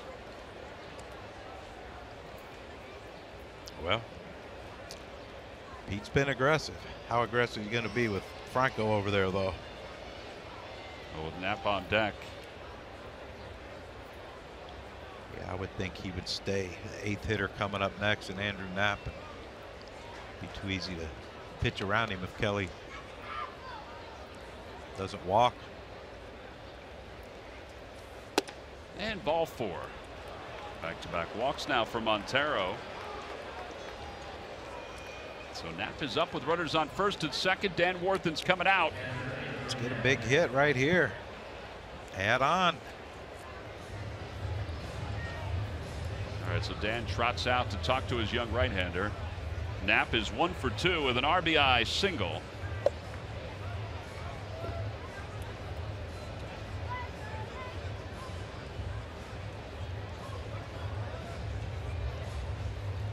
Montero, who's 26 years old, the Mets signed him back in 2011 as a free agent. He was 20 years old, which is a little late. But as we mentioned, it took him only 2 years to get to AAA after they signed him. And for a few years was the top pitching prospect. And what has turned out to be a pretty good run of top pitchers in the system. Yeah, they definitely have some arms, don't they? Yeah, it's amazing how two teams built their teams. You know, the Cubs built it through young position players and then paid for pitching for the most part. And the Mets have done it with drafting pitchers. Well, Syndergaard they didn't, but how did the Blue Jays trade Syndergaard? Like what? R.A. Dickey. What were they? What did a scout look at and say? Yeah, I don't think he's going to be a good big league pitcher. Even at Single A, I would agree with that. I know they wanted to win right away, which is why they thought Dickey would help with coming off of Cy Young. Inside, 1-1. But you know, you look at the Mets. Steven Matz is one of those guys too that drafted DeGrom. Even Michael Fulmer, who went to the Tigers for Cespedes. When they say you can't have enough pitching, well, when you do have enough, you can't trade it away. But you know, you had to get Cespedes. You needed something, some power. Opposite way for Knapp.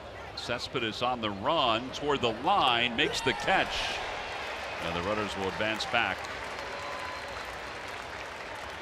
2 outs, and Pivetta will bat.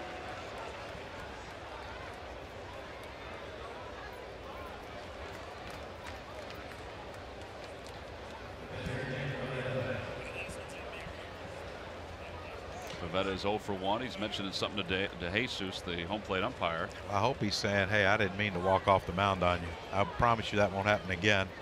And I know I did it twice, so I don't think it'll happen twice again. Yeah, so let me apologize for both, not just the one, but both. Yeah, you know that one earlier in the game that you missed? Yeah, I'm going to apologize for that one, too.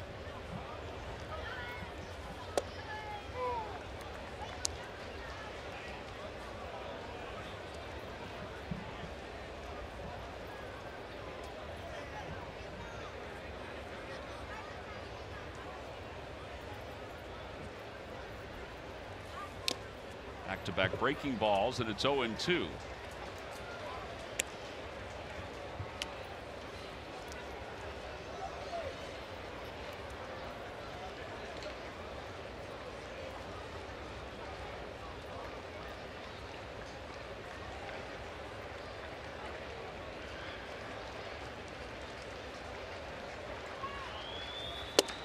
A strike 3 called on the outside corner. 6 strikeouts for Montero.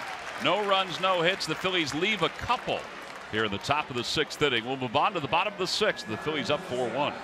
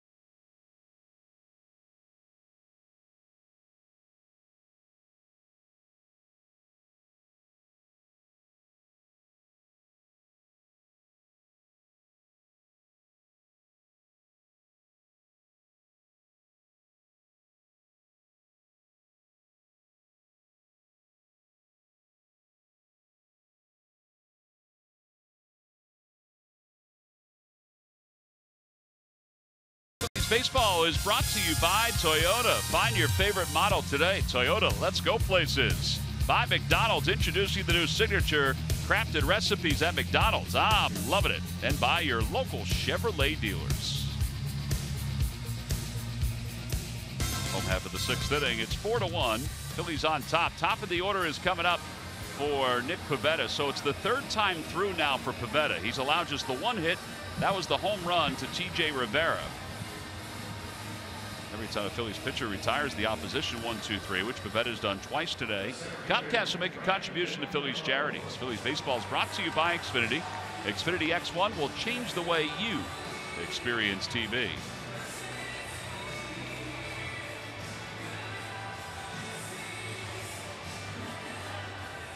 100th anniversary of Nathan's Hot Dogs. Hot dog eating contest. Now that's coming health up. food. That is health food. That's Joey Chestnut, you think? Well, you got to go with him every year, don't you? Yeah. How do you think his innards are? Oh, with all of the food that he's eaten over the years? I heard him on a show the other day. He was at a chili eating contest. Ugh. And he claimed that the plane ride home wasn't too pleasant. For who? Everybody around him? Yeah. I think you got to pick your spots when you do those kind of competitions. Yeah, you might have to stay into town an extra day. Outside to Nimmo. It's 1 ball, 1 strike. Probably fumigating that plane as we speak. Well, if you've ever been with Larry Anderson, we have to do that sometimes with our plane. Nimmo has struck out looking. Flied out to left his last time up. That one's out towards center field. Altair tracking it toward the track. Did a nice job. We got a good jump on that. 1 out. Well, time now for the Jeep Stump the Fans Trivia Quiz answer. All right, John, who were the 2 managers of the 1993 New York Mets? Yeah, I see. This is why I let this one go. I forgot to think about it, but I know Dallas was one. Dallas Green is correct. Now, the other manager is, I think, the total opposite of Dallas. Yeah, initially, I thought it might be Davey Johnson, but I can't think of who it would be. All right, so this guy began his managerial career in the American League in Chicago. Very likable fella. I have sat with him at a number of banquets in the state of New Jersey because he is from the Garden State. Yeah, that don't ring a bell either. All right. I'd give the answer because it ain't coming to me. There's some things, you know. It's like when I looked at a math test when I was in school. Right. The answers weren't going to come to me. So you just gave it right back. Yeah. Put your name on it, or put somebody else's name on it and handed it back. Hope I scored 20 points that night or got 4 hits. They can push me forward. Out toward right field, playable for Nick Williams. Cabrera's retired. All right, well, this guy has caught a no-hitter in his career. He's a former catcher.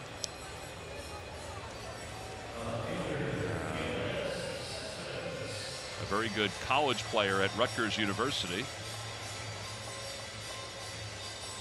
He wore glasses. Catcher who wore glasses. He was with the Miami Marlins when they were the Florida Marlins at one point.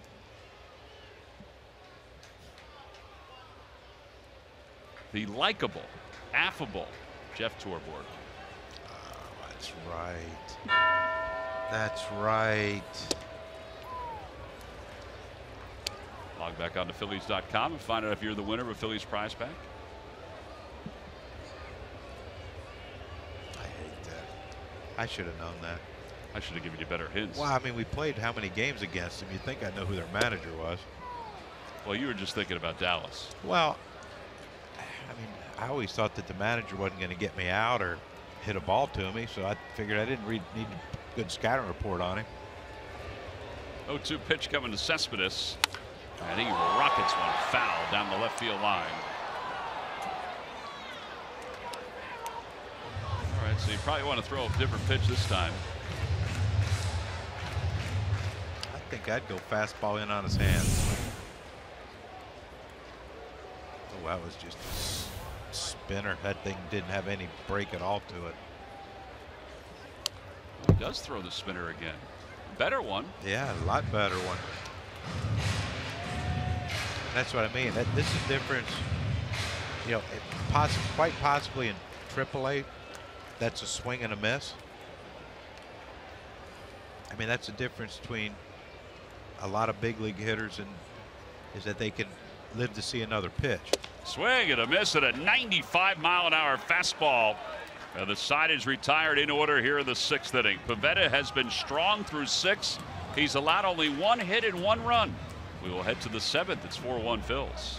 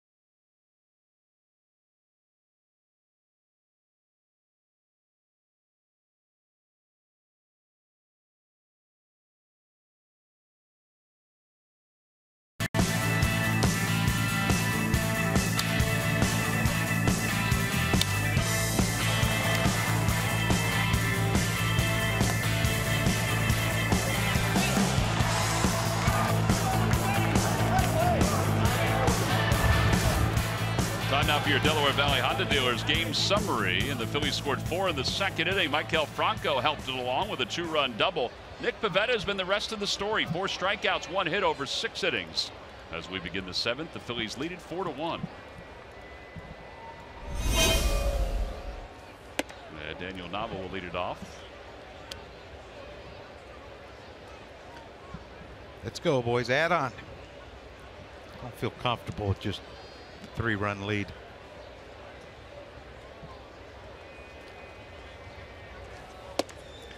You have to figure that Neshek probably isn't available, which is nice that Pivetta's pitch count's down, so you might be able to eliminate that 7th inning.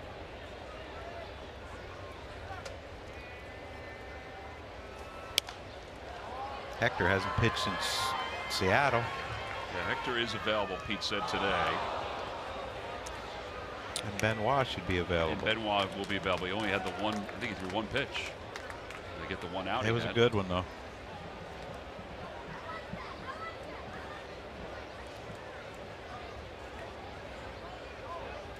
Well, Pete said after yesterday's game, he said those are the kind of games you have to win. Even in the 9th inning, we had the leadoff double. And I thought we were going to tie it at that point. You have to get that run home. Nava takes low, 2-2. Yeah, I thought we were going extras, or going into at least the bottom of the 9th inning.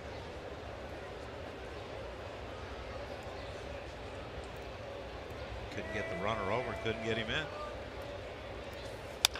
To the right side, over to his left is Asdrubal Cabrera.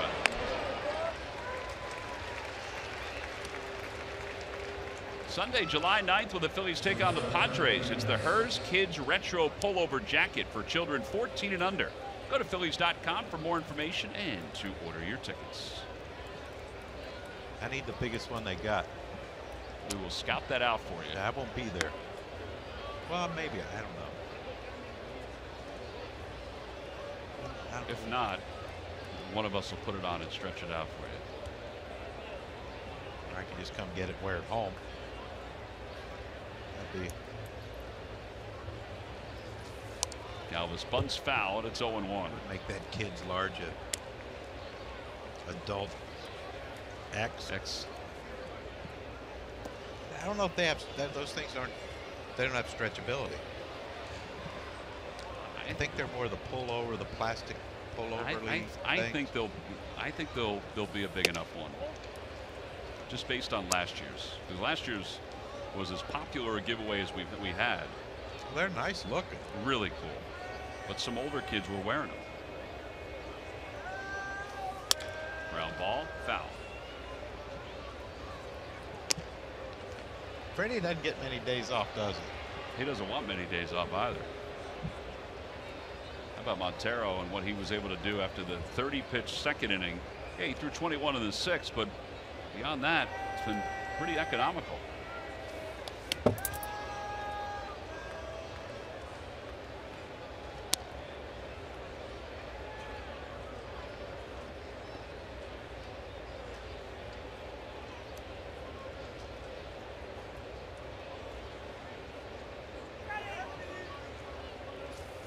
Outside, 2-2. He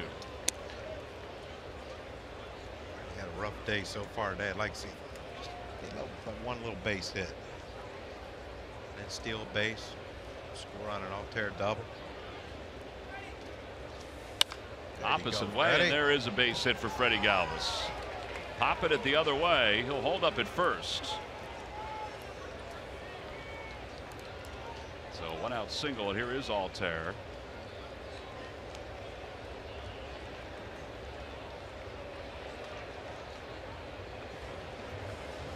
So Terry Collins is coming out, and he's going to make a pitching change. I think he's got to be fairly pleased, not that he's down 4-1, but the fact that Montero went 6 of the third here this afternoon. Scattered 8 hits over that 6 of the third. So a pitching change for the Mets. The Phillies on top 4-1. We'll be back right after this.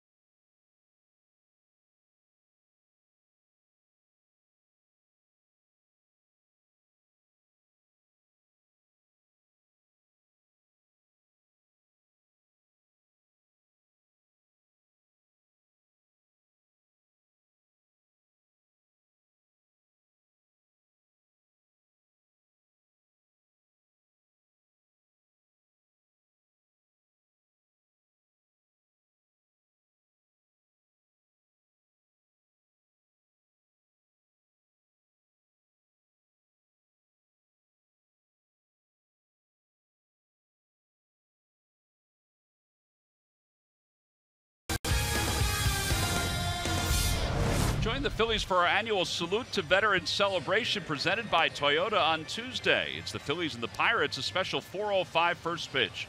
Presentation of the state flags, the all-service color guard, and honoring of the U.S. veterans during pregame ceremony beginning at 3:30.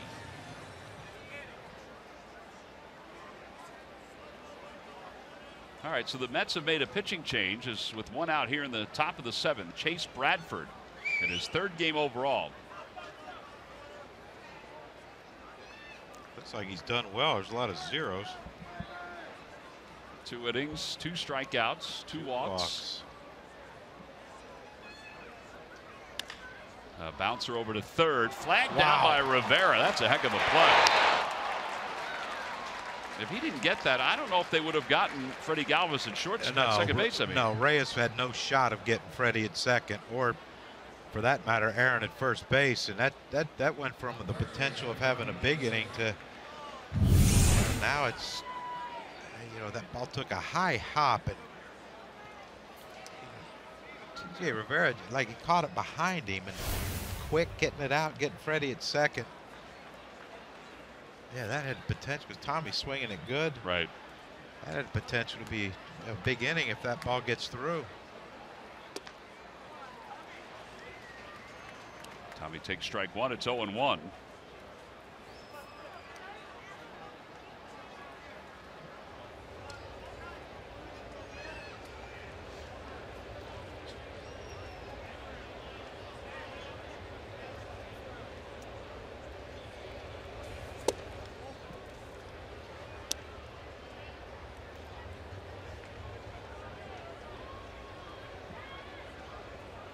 Montero 6 in the third, 8 hits, 2 walks, 6 strikeouts.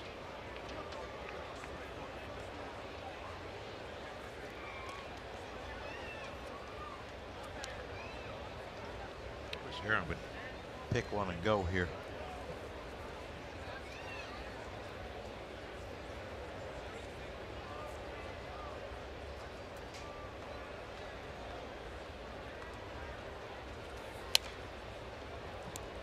Even though Tommy fouled that one back, he's gotten some really good swings today.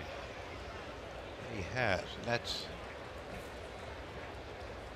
exactly what we needed. Someone in the middle of that lineup to get hot.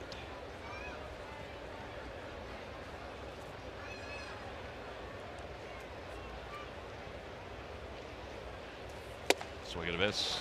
Tommy strikes out. No runs, 1 hit, and 1 man left for the Phillies. It's time to stretch here at Citi Field with the Phillies on top, 4-1.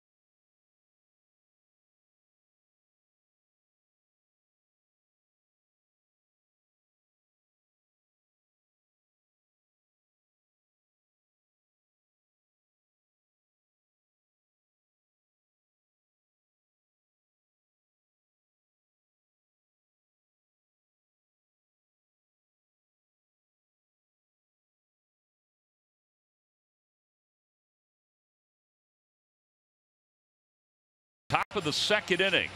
And Nick Pivetta's been able to hold it up since then. It's time now for a Hyundai defensive play of the game. This was a dandy play in the first inning. Yeah, Cespedes with that hard hit grounder up the middle, and Freddie with his patented catch, slide, pop up, accurate throw to Tommy Joseph at first base to get Cespedes. And that is our Hyundai defensive play of the game, brought to you by your local Hyundai dealers. And Pivetta really has made it stand up. As you've been mentioning, the Phillies have not been able to add on. But fortunately for them, the Pivetta has allowed just the 1 hit, and it was the home run. Yeah, now you start eliminating bullpen pieces. You know, if he gets through this inning, now you know you can go to to Benoit in the 8th and Neris in the 9th, but the way Nick's going, possibly the pitch count, he might be able to get through the 8th.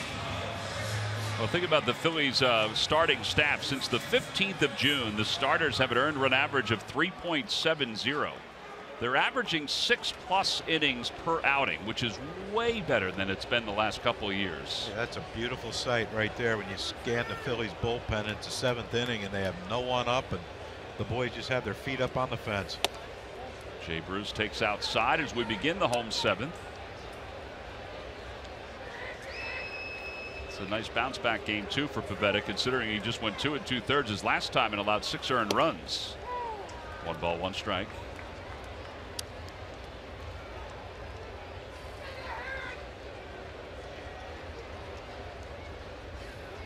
Knock on wood, but we contained Jay Bruce pretty well in this series.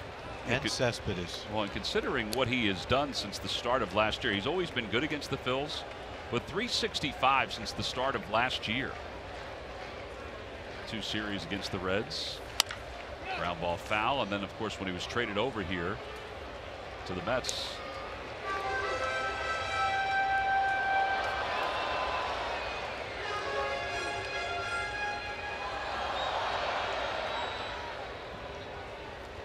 Got the little Joey Votto going, 2 strikes, a choke up an inch. Joey chokes up about 7 inches. He can use either side of the bat depending on the location of the pitch. I guess he played with him long enough that maybe he picked something up. Joey's having another great year. Inside, ball 4. 4 walks now for Pivetta. And the leadoff hitter is aboard for Lucas Duda. I don't think the bat boy's quite yet on it. There you go. Didn't know if they were just going to play with that bat laying there like you did in the backyard. It's all part of the obstacles. Yep. Duda walked his first time up, jammed his last time on a fly ball to center. 22 career home runs against the Phillies.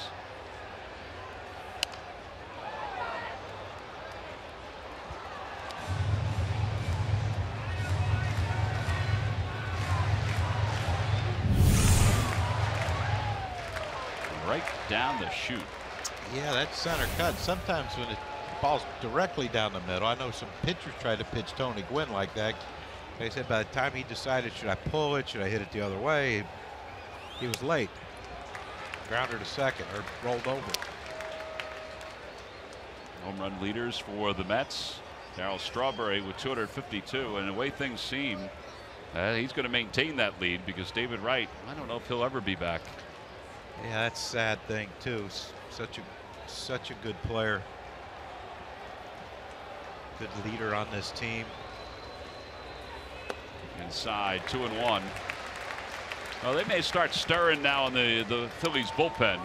Yeah, there's someone getting up, but yeah, it's amazing how the crowd starts to feel that sense of urgency. You know, Jay Bruce walks, they get a big ovation there, and you know, every pitch now it's getting a little louder in here. This is where you got to throw a really good fastball, something running. If you can get something running away from Duda and hope he rolls over a grounder to either Ty Kelly or Freddie.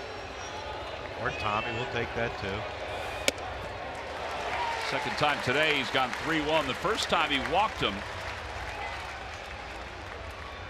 T.J. Rivera on deck.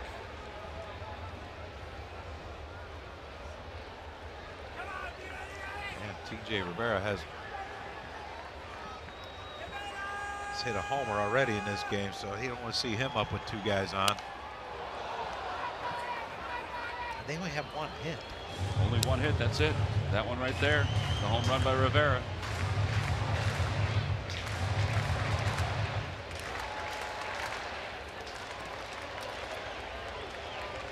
He ain't gonna get that double play up and out of the zone. You got to get something down. Either breaking ball or fastball down and away, or breaking ball down and in. See if he can swing over top. Well, he did get it up. Out to shallow center. Galvis is looking for help. Here comes Altair. And he made the catch. He juggled it. And now they're going to get Bruce. If the throw is clean, he's out. Oh, what a play all the way around with some total concentration. A double play. There are 2 outs here in the bottom of the 7th inning. It looked like it was going to be disastrous for a second.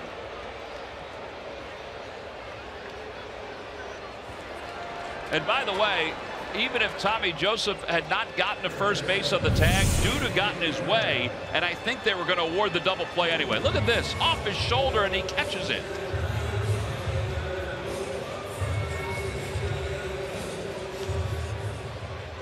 Well, you know, Duda has to go there because no one knows if he caught it yet. Well, that's true.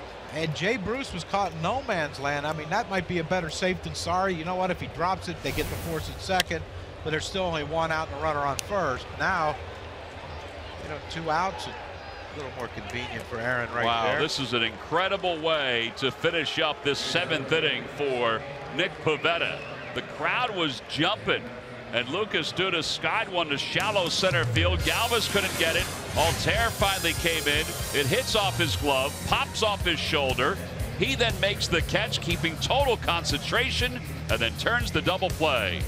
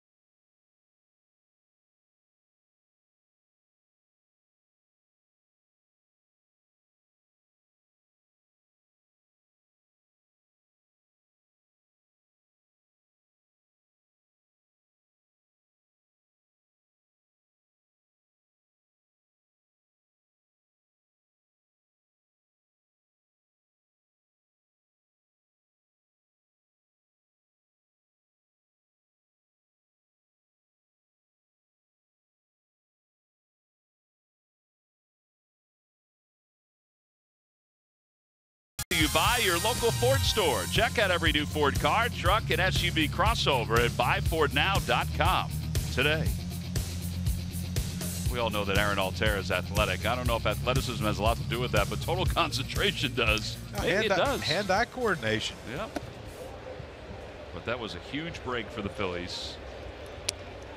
Aaron just been around long enough now. He knows what runners are aggressive, and he took advantage of Jay Bruce by bobbling it. Smart play. Element of surprise. Yeah, Jay Bruce got caught out there in no man's land. Nick Williams 1 for 3 today. Still would like to add on. Well, just that last inning alone was a great indication of that as to why. Fouls it away, 2-1.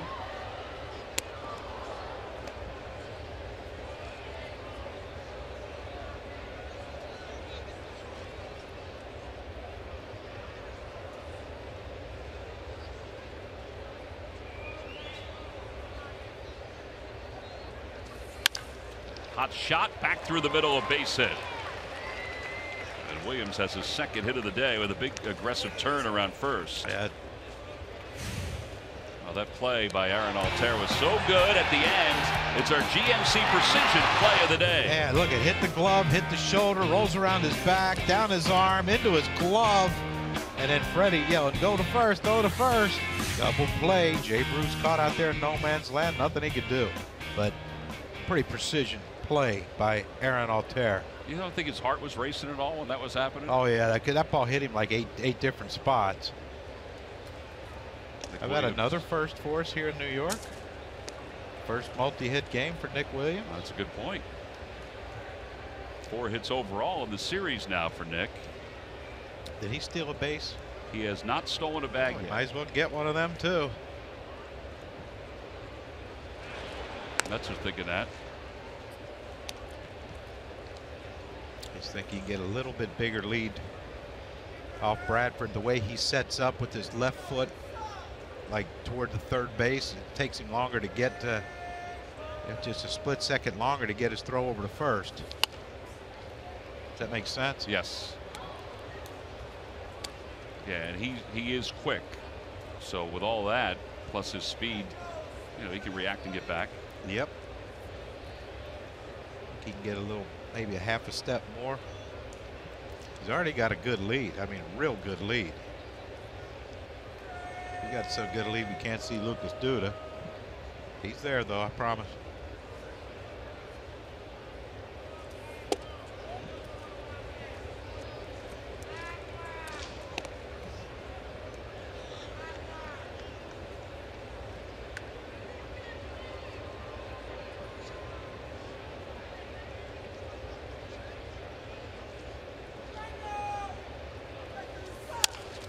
Toward the hole. Reyes has it, goes to second, and it's a double play. A late call at second by Paul Emmel, and then the throw to first in time to get Maikel Franco as Drupal Cabrera coming up limping, and there are 2 outs. Pete's up on the top step. Barry Bow on the phone. Pretty good play here by Reyes. So you wouldn't think you turn a double play, but that slide of Nick, he kind of looked like he hit the base late and popped up and got into that knee of Asdrubal Cabrera. You wonder if the Mets would think about. They're going to look at it. All right, so we don't know if they're looking at the play at second or at the play at first.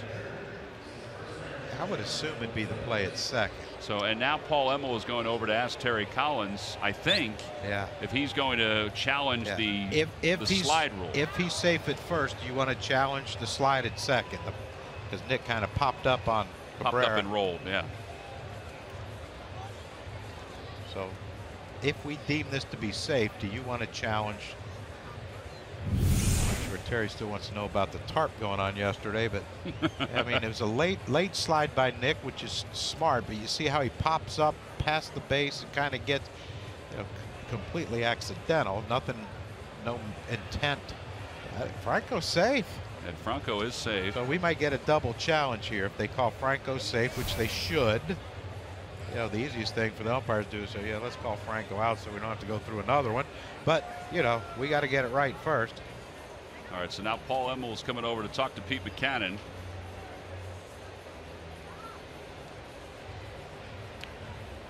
All right, now Pete may be telling him he wants to challenge something else. Yeah, I think Pete act like he was pointing toward first base, like I want to appeal the play at first base, not the one at second.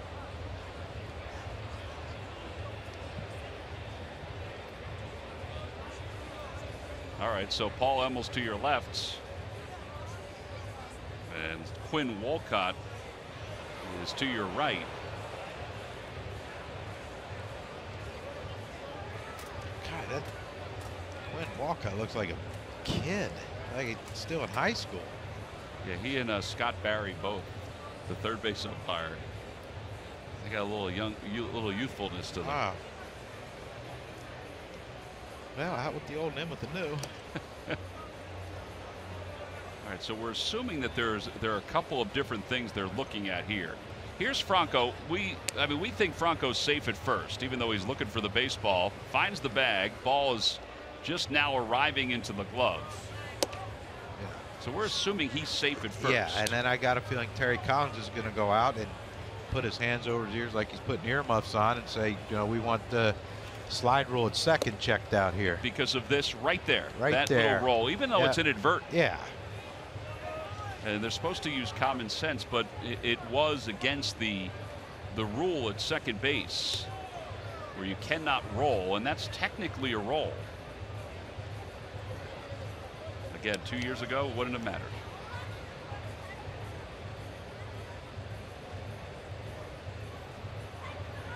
Well, 2 years ago, Asdrubal Cabrera would have been out of there. Yeah. He would have That's taken true. that throw And bailed. and bailed. And you know, there's a sense of comfort now. And if someone does have a slide like that, there's the risk of injury to me is greater. All right, so here we go. Safe at first. All right. So there's no violation at second base. Huh. All right, so 6-4 on the putout at second. And the Phillies have a base runner with one man down.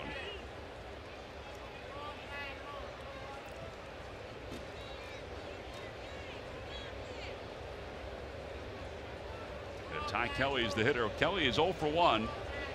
He has a sacrifice, ground out, and a walk.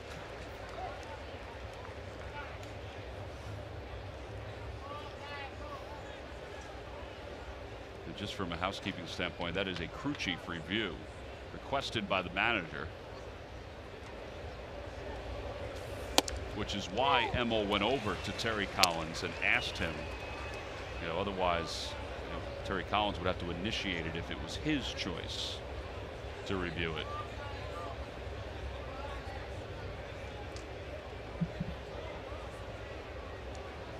You can explain that to me on the bus ride home. We'll pull out that placard. Oh, you drove, right? I did. I drove up. I get LA to handle that Yeah. explanation for me. I'll send him a text just to tell him to do it. Should be very thorough.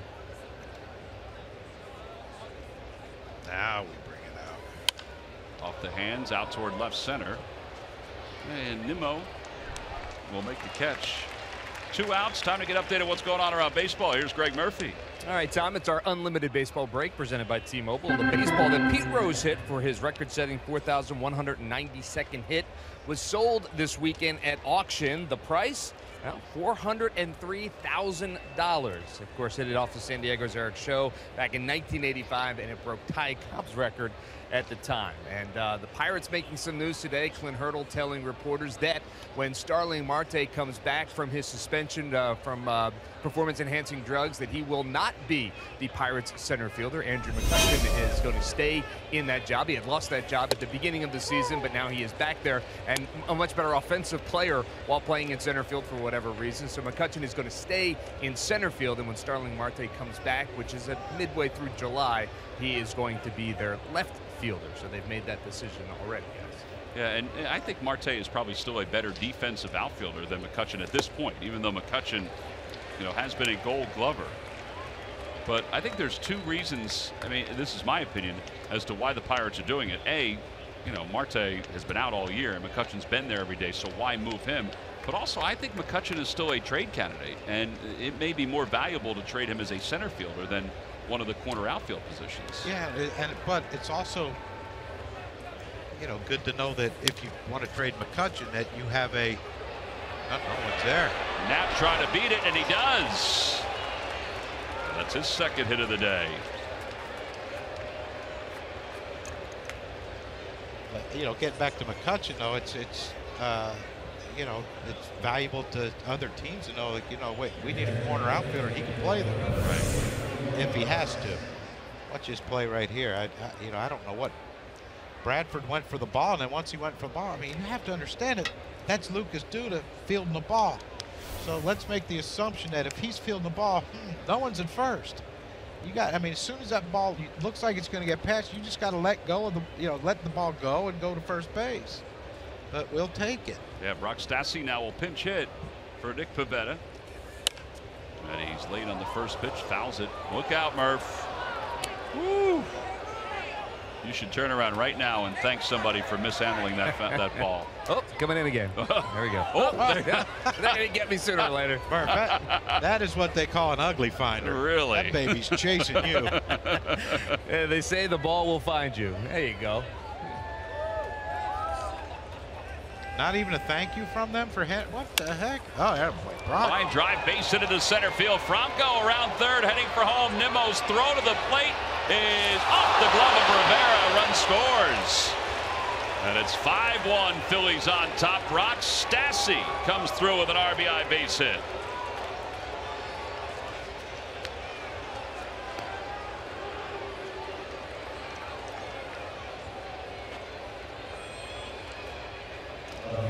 Well, and again, the hustle by Knapp, second time today, helps set that up. Franco limping. I don't know if he hurt himself on the slide, like cut his knee open or something, but watch this ball right here, how it hits. And I don't think Reyes picked it up at all. I mean, he made no movement to go after that ball. It was hitting hard. But again, it's the throw by Nimmo. It looks like it hit the lip of the grass and bounced over the head of Rivera and allowed the other runner, allowed Knapp to go to third and Stassi to go to second.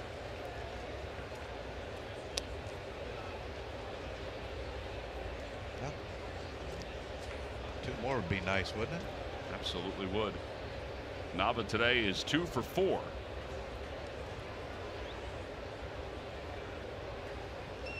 Phillies trying to win this game, finish this road trip 4-5.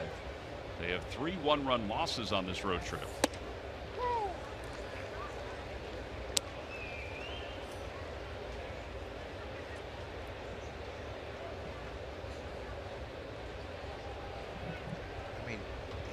This inning all was created by, hustle by Maikel Franco to beat out the double play ball, and Bradford not covering first base. And another base hit into center field. More. 1 run is in. Here comes Stassi. The throw by Nimmo is not in time. 2 more runs cross the plate. It's a 3-hit day for Daniel Nava.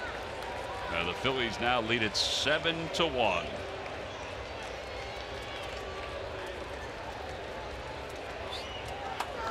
That's something we haven't seen a lot of, and that's 2 out base hits by the Phillies,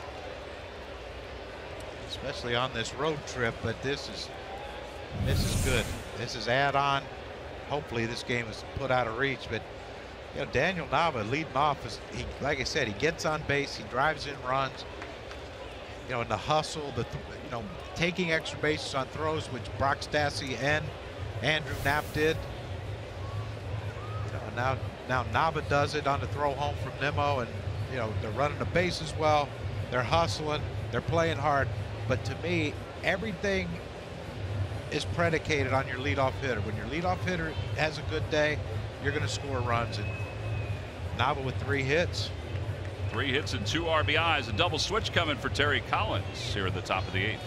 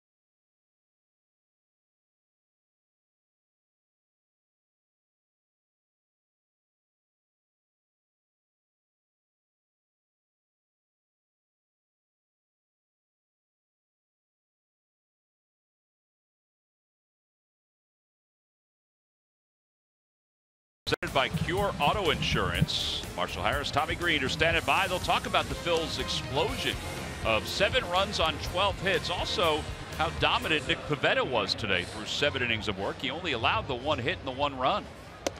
And hopefully they'll be talking about a series-ending victory for the Phillies before they head home before the All-Star break. There's Pivetta. He was pinch hit for in this inning. Matt Reynolds takes over third base for the Mets for T.J. Rivera.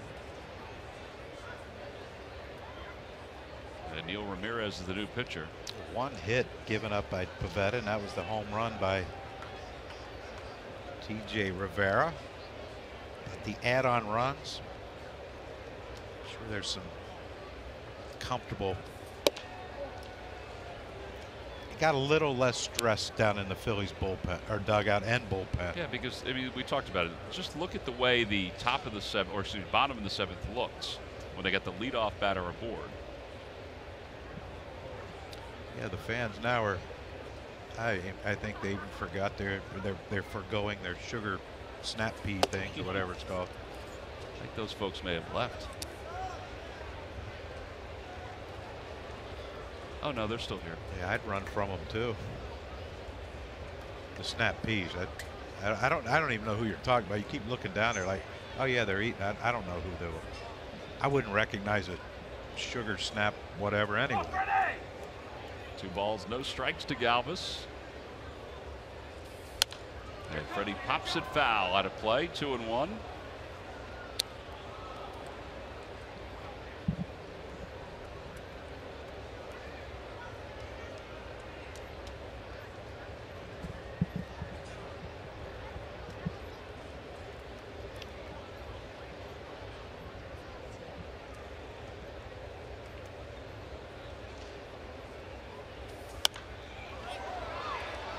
Rivera off with the mask.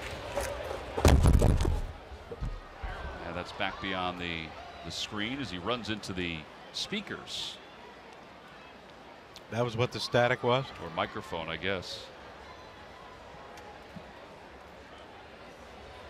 That is the crowd mic, one of the crowd mics behind home plate.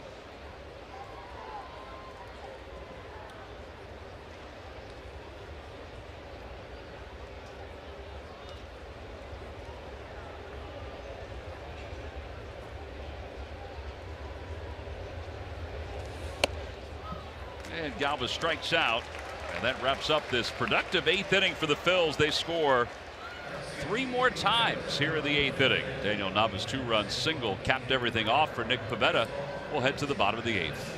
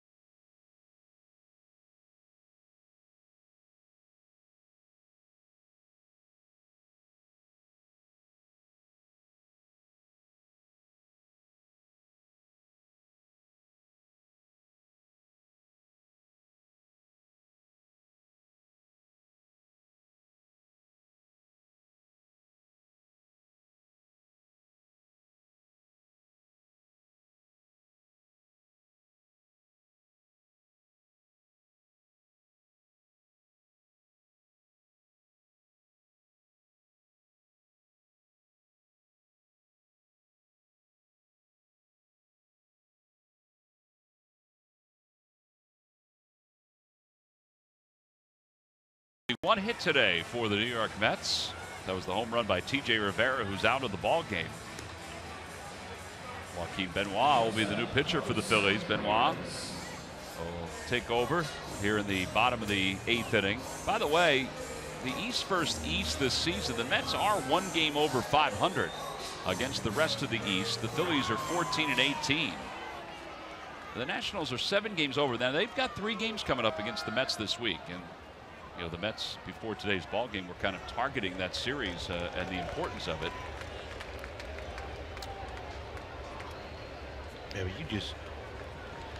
Yeah, you think about the Mets. You know, they think they're back in this race, and they are. 9.5 is, you know, insurmountable. Not insurmountable, but you know, you talk about having Syndergaard out for an extended period. Harvey's going to be out for an extended period. You know, you would have to think that if they had 5 healthy starters that they started the season with, that, you know, this game would have been pitched by One of those Harvey, guys. Syndergaard, Match. I mean, you don't know. One of the 3 would have probably had this game. 0-2 pitch to Reyes. He lines it foul. See, the bad boy tried to pull an Aaron Altair. There's only certain guys that could do It's that. only for the gifted. It's only for the gifted. Benoit's numbers.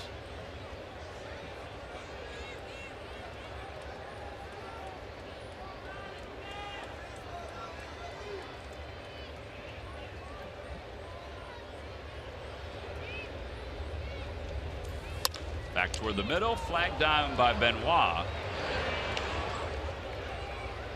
Gives a little look over at Reyes before he flips it over to first. 1 out. And now Rene Rivera is coming up.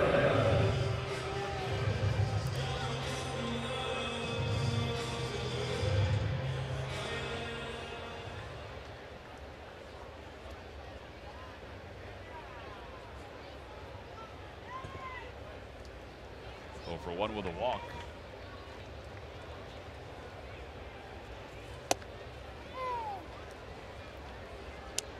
Joaquin coming in throwing strikes. Just what you want. 6-run lead. Make them earn it.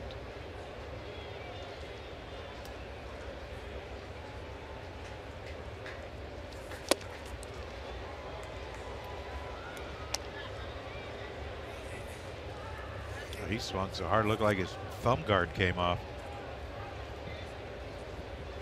Picked something up and put it back on. I don't know what it was.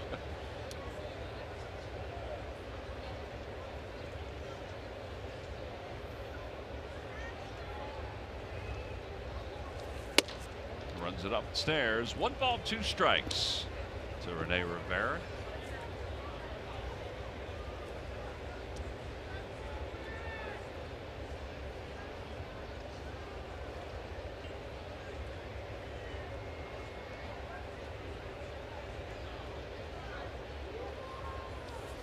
Got him. 95 on that heater.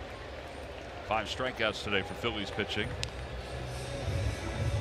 Yeah, that's why Pavetta's pitch count was where it was, that he could get through 7. You know, he didn't strike a lot of guys out like he's apt to do, but you know, a lot of quick outs by the Mets, which is greatly appreciated on getaway day.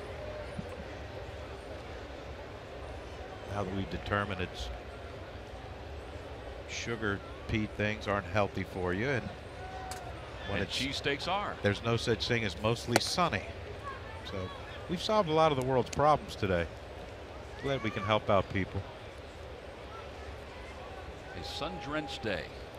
There's more to life than just the game of baseball. There's everything that goes around it. We'll educate you as the season goes along. 1 ball, 1 strike. You're going to start getting a lot of questions about just things now. Yeah. And I'm certain that most of the things I won't have the answer for. So. Well, that's what the cloud's all about. Just keep the questions, people, to common sense questions. Out to center field. It's not deep. Altair started back. Now he comes in, slides, and he can't get it. It'll be a base hit for Reynolds.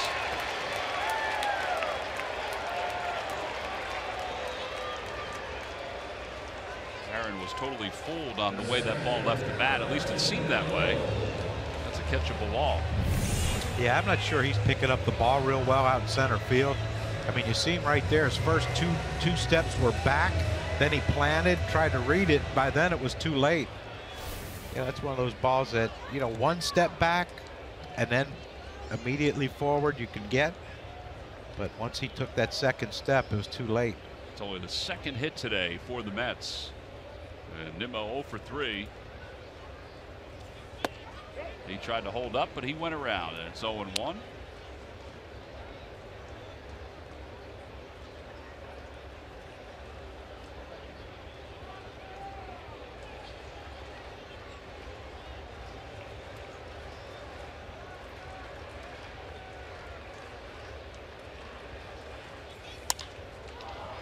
This one he's got a good read on. He says he has it in the alley in right center field. No runs, one hit, and one man left. 8 in the books here at Citi Field. Time for the top of the 9th inning with the Phillies on top 7-1.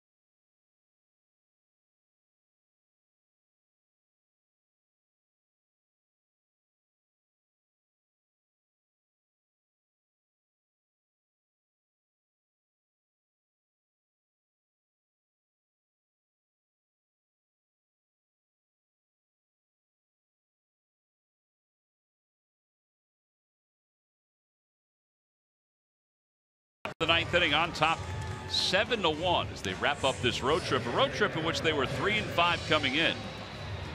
They were hitting .226 as a team with 8 home runs and 20 total extra base hits. Today will change that a little bit as far as the overall average goes. They only have the 1 extra base hit. That was the double by Maikel Franco. But they played a much more aggressive style these last couple days. Yeah, they're really taking extra bases every chance they can. Yeah, they're running a base as well. A hustle single by Andrew Knapp last inning led to that 3 runs that they scored. And Altair takes a breaking ball from Ramirez for strike 0-1. Like I said, it just when the leadoff hitter's on 3 times in a game, you should score multiple runs. But it just seems like today, especially because of that, the energy level is, you know, been amped up. You know, I mean, you got to think about it. 3 of our 4 wins.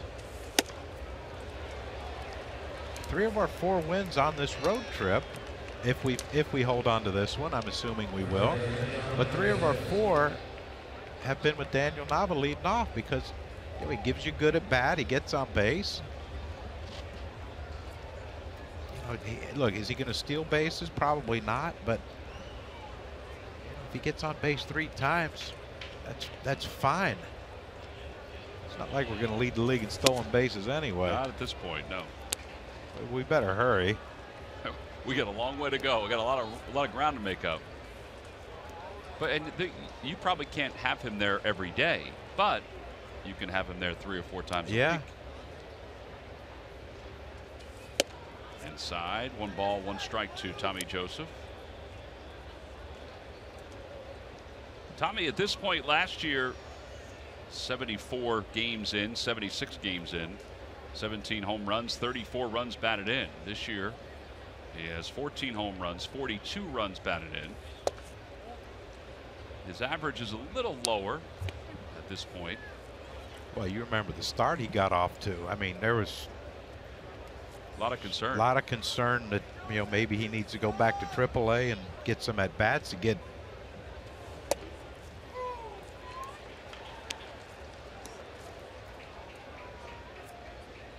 But as tomorrow we reach the midway point in the season, the 81st game. You know, he has 42 runs batted in now. He's on pace for 84. And again, depending on what he does tomorrow.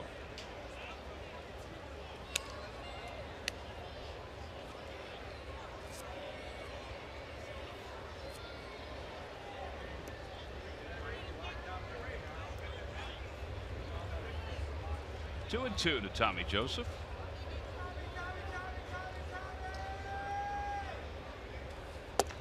And 3 balls, 2 strikes. I think the other part of all this too is that, you know, the Phillies take today's game and they got to put another one together tomorrow. They try to get some kind of a string going before we get to the All-Star break. And a strike 3 call. Pretty good hook. That's 3 straight strikeouts for Ramirez. And that will bring Nick Williams to the plate. And we play the Pirates tomorrow. Pirates tomorrow. Padres this weekend. Yeah, I mean, you know, sure we're going to match up well with the Padres, I would hope. Pirates, you know, Ivan Nova's pitching tomorrow. He's been really good. Another one of those Ray Searage fixer-uppers. He does do a good job with those. Yeah, and then he'll go somewhere next year and make a bunch of money against Aaron Nola, who's been pitching really well last couple starts. Should be a good one. 7 o'clock on CSN tomorrow. Now, is Marte back? Marte Or has he started his rehab? Or he is not back. He is due back July 18th, I think it is. It's after the All-Star break.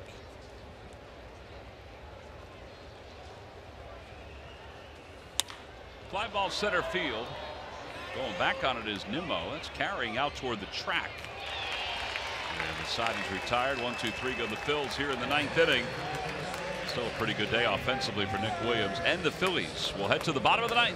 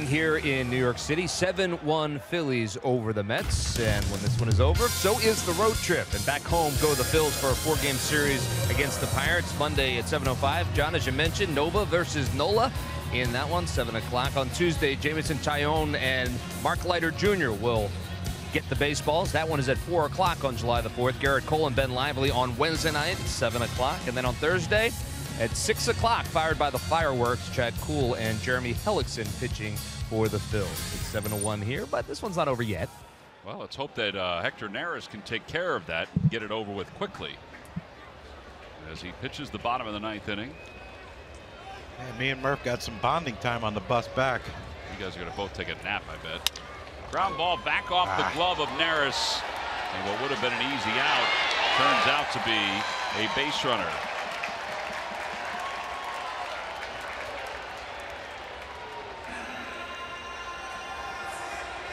All right, so Cabrera, they have to get him back from deep right field. Momentum carried him all the way out. Yeah, it's pretty easy play. I mean, that's not one of your more difficult balls to play, but Hector just didn't look it into his glove the whole way.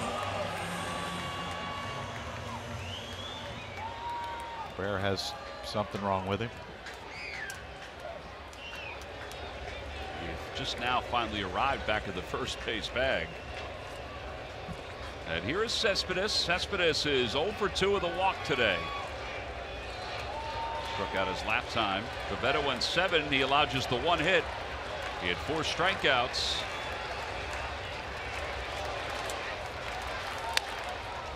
And Cespedes in swing mode. That fouls the first pitch back to the screen.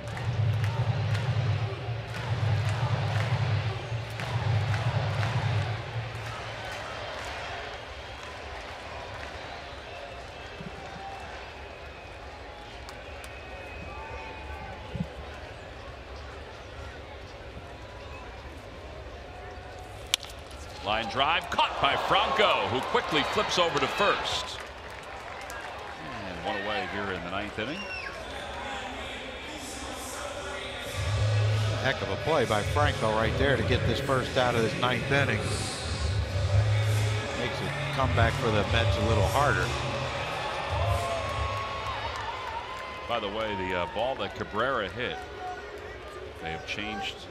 It has been changed to an E1. Wow. You rarely see that, don't you? Particularly for the home team.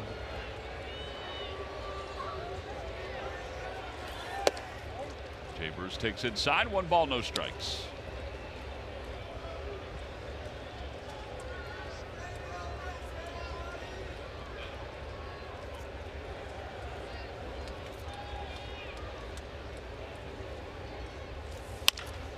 Over to the right side. Todd Kelly has it and then flips to second for 1. And by the way, the Mets are saying that Freddie Galvis is not on the bag, so they should just tag Cabrera. They're not going to. They will review it.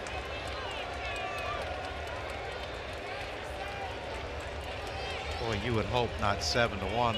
Freddie would try to be too quick, would try to turn a double play that was not a turnable double play. It's a get one and get out. It did look like he was off the bag quickly. It did look like it was quick, yeah. Yeah, he's off.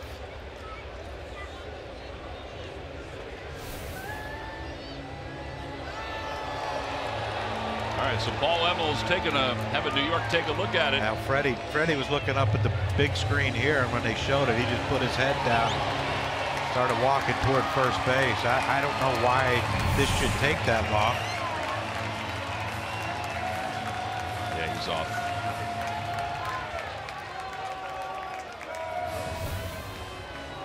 Like, why would this take? Is there something like the Cabrera? You know, but that's the thing. Like, you know, you said, you know, they can tag Cabrera, but they called him out. Right. So you're right. He's walking back.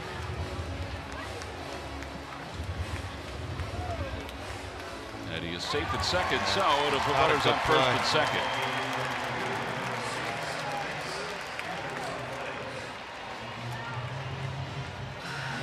That's a fielder's choice, and wouldn't you assume? Yes, it would have to be. I don't think they would give an error. Can't give a hit on that, right? Cannot give a hit, no.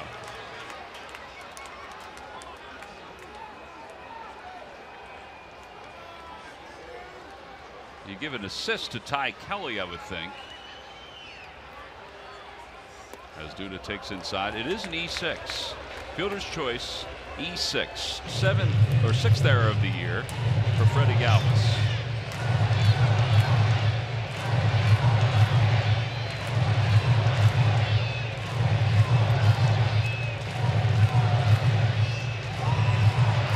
Yeah, Freddie should have been on the base, but in that situation, look, Cabrera wasn't getting a big secondary lead, so I understand Ty Kelly's thinking, but at some point, just throw it to first, get the easy out.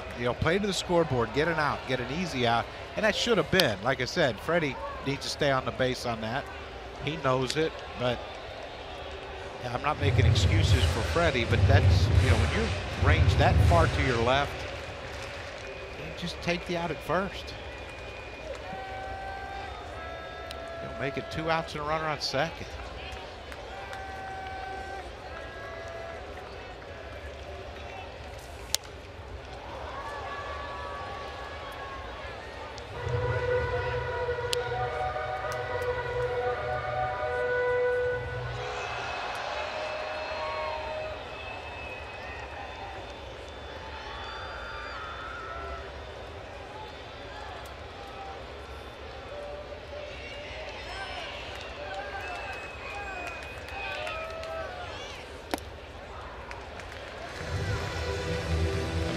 Inning is unfolded. You got the error to Neris, and then the error to Galvis.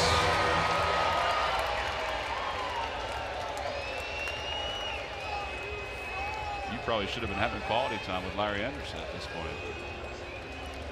Yeah, I thank goodness Franco made that play on Cespedes. 2-2 pitch to Duda coming. Had a change up that runs high, 3-2. You don't think there's some churning going on in that dugout with the coaching staff?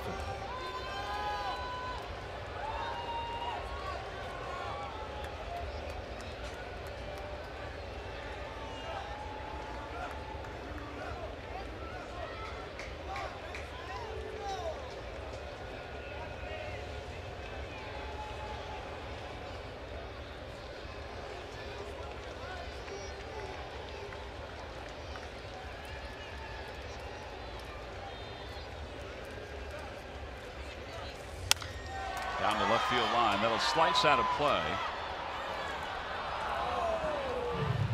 And it remains 3-2 to Duda.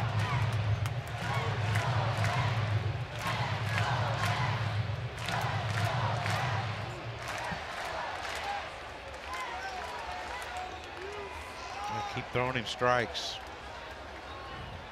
Last thing you want to do is try to trick him with a split or something. You bounce it for ball 4. If it's a 3-run homer, so what?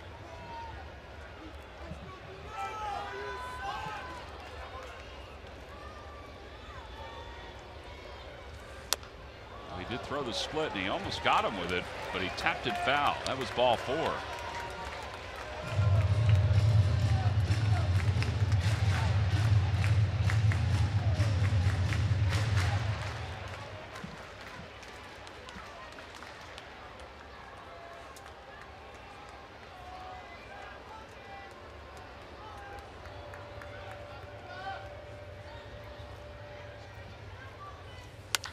Out to left field, Nava. He started in, now he goes back, makes the catch, going away. Oh. He had it all the way, didn't he? Well, no. But he had it at the most important time. Yes, he did. Well, Wilmer Flores will pinch hit. I'm sure when Daniel Nava went back for that, he wasn't sure he had it either until it hit his glove. Flores pinch hitting, 3 for 10 so far, including 1 hit here in this series. He got that one of the hits yesterday. Didn't he score on the? They pinch ran for him after he got the hit.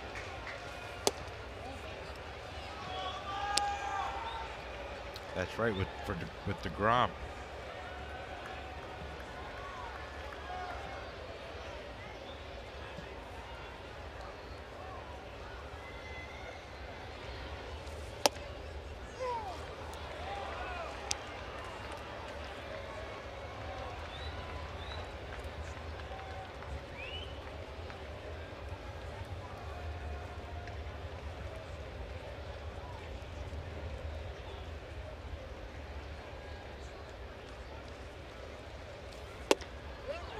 He went, according to De Jesus, the home plate umpire. 1 ball, 2 strikes.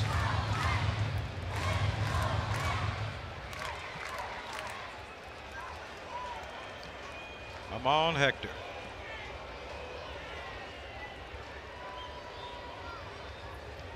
And the 1-2 pitch.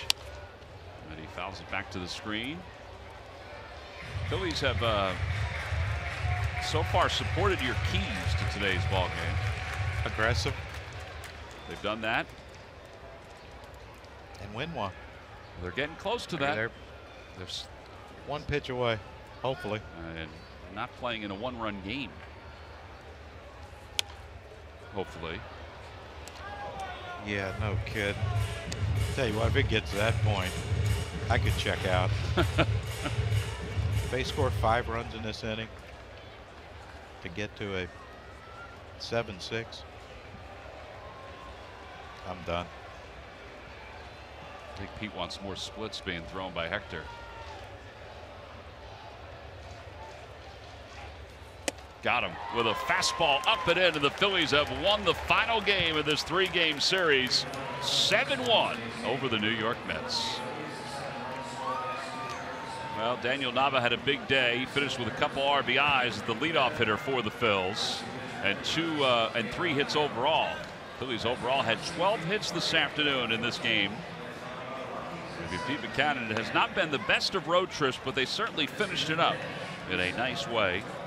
They finished 4-5 on this 9-game road trip, as Hector Neris is able to close out the 9th inning and make a winner out of Nick Pivetta, who is now 2-4 on the year. Well, the 2nd inning was the big inning for the Phils, and they erupted with our WB Mason deliveries of the game. Yeah, big at bat right there by Franco to get the Phillies on the board early. The double off the wall and left, scoring both runners, and then with the infield in, Andrew Knapp hits a hard line drive that 1 hops past Asdrubal Cabrera, and then the wild pitch. Rene Rivera couldn't find the ball. Andrew Knapp, no hesitation, coming around third. He scores relatively easily on that play, and that was all the Phillies really needed. And those are our deliveries of the game, brought to you by WB Mason. And it leads to a 7-1 victory by the Phils today. Pivetta was strong. He only allowed the 1 hit. It was the home run to TJ Rivera, and that was all before he was done after 7 innings of work. A clean 8th inning by Joaquin Benoit. And although Hector Neris did not allow a hit in the 9th inning, it wasn't all that clean. The Phillies had a couple errors in that 9th inning. So the Phillies finished this road trip with a 4-5 record. They took the 2 from Seattle, which was good. They took the first game in Arizona to start this road trip, and now they take the final game of this road trip out here in New York. Our Chevrolet player of the game was the Phillies starting pitcher,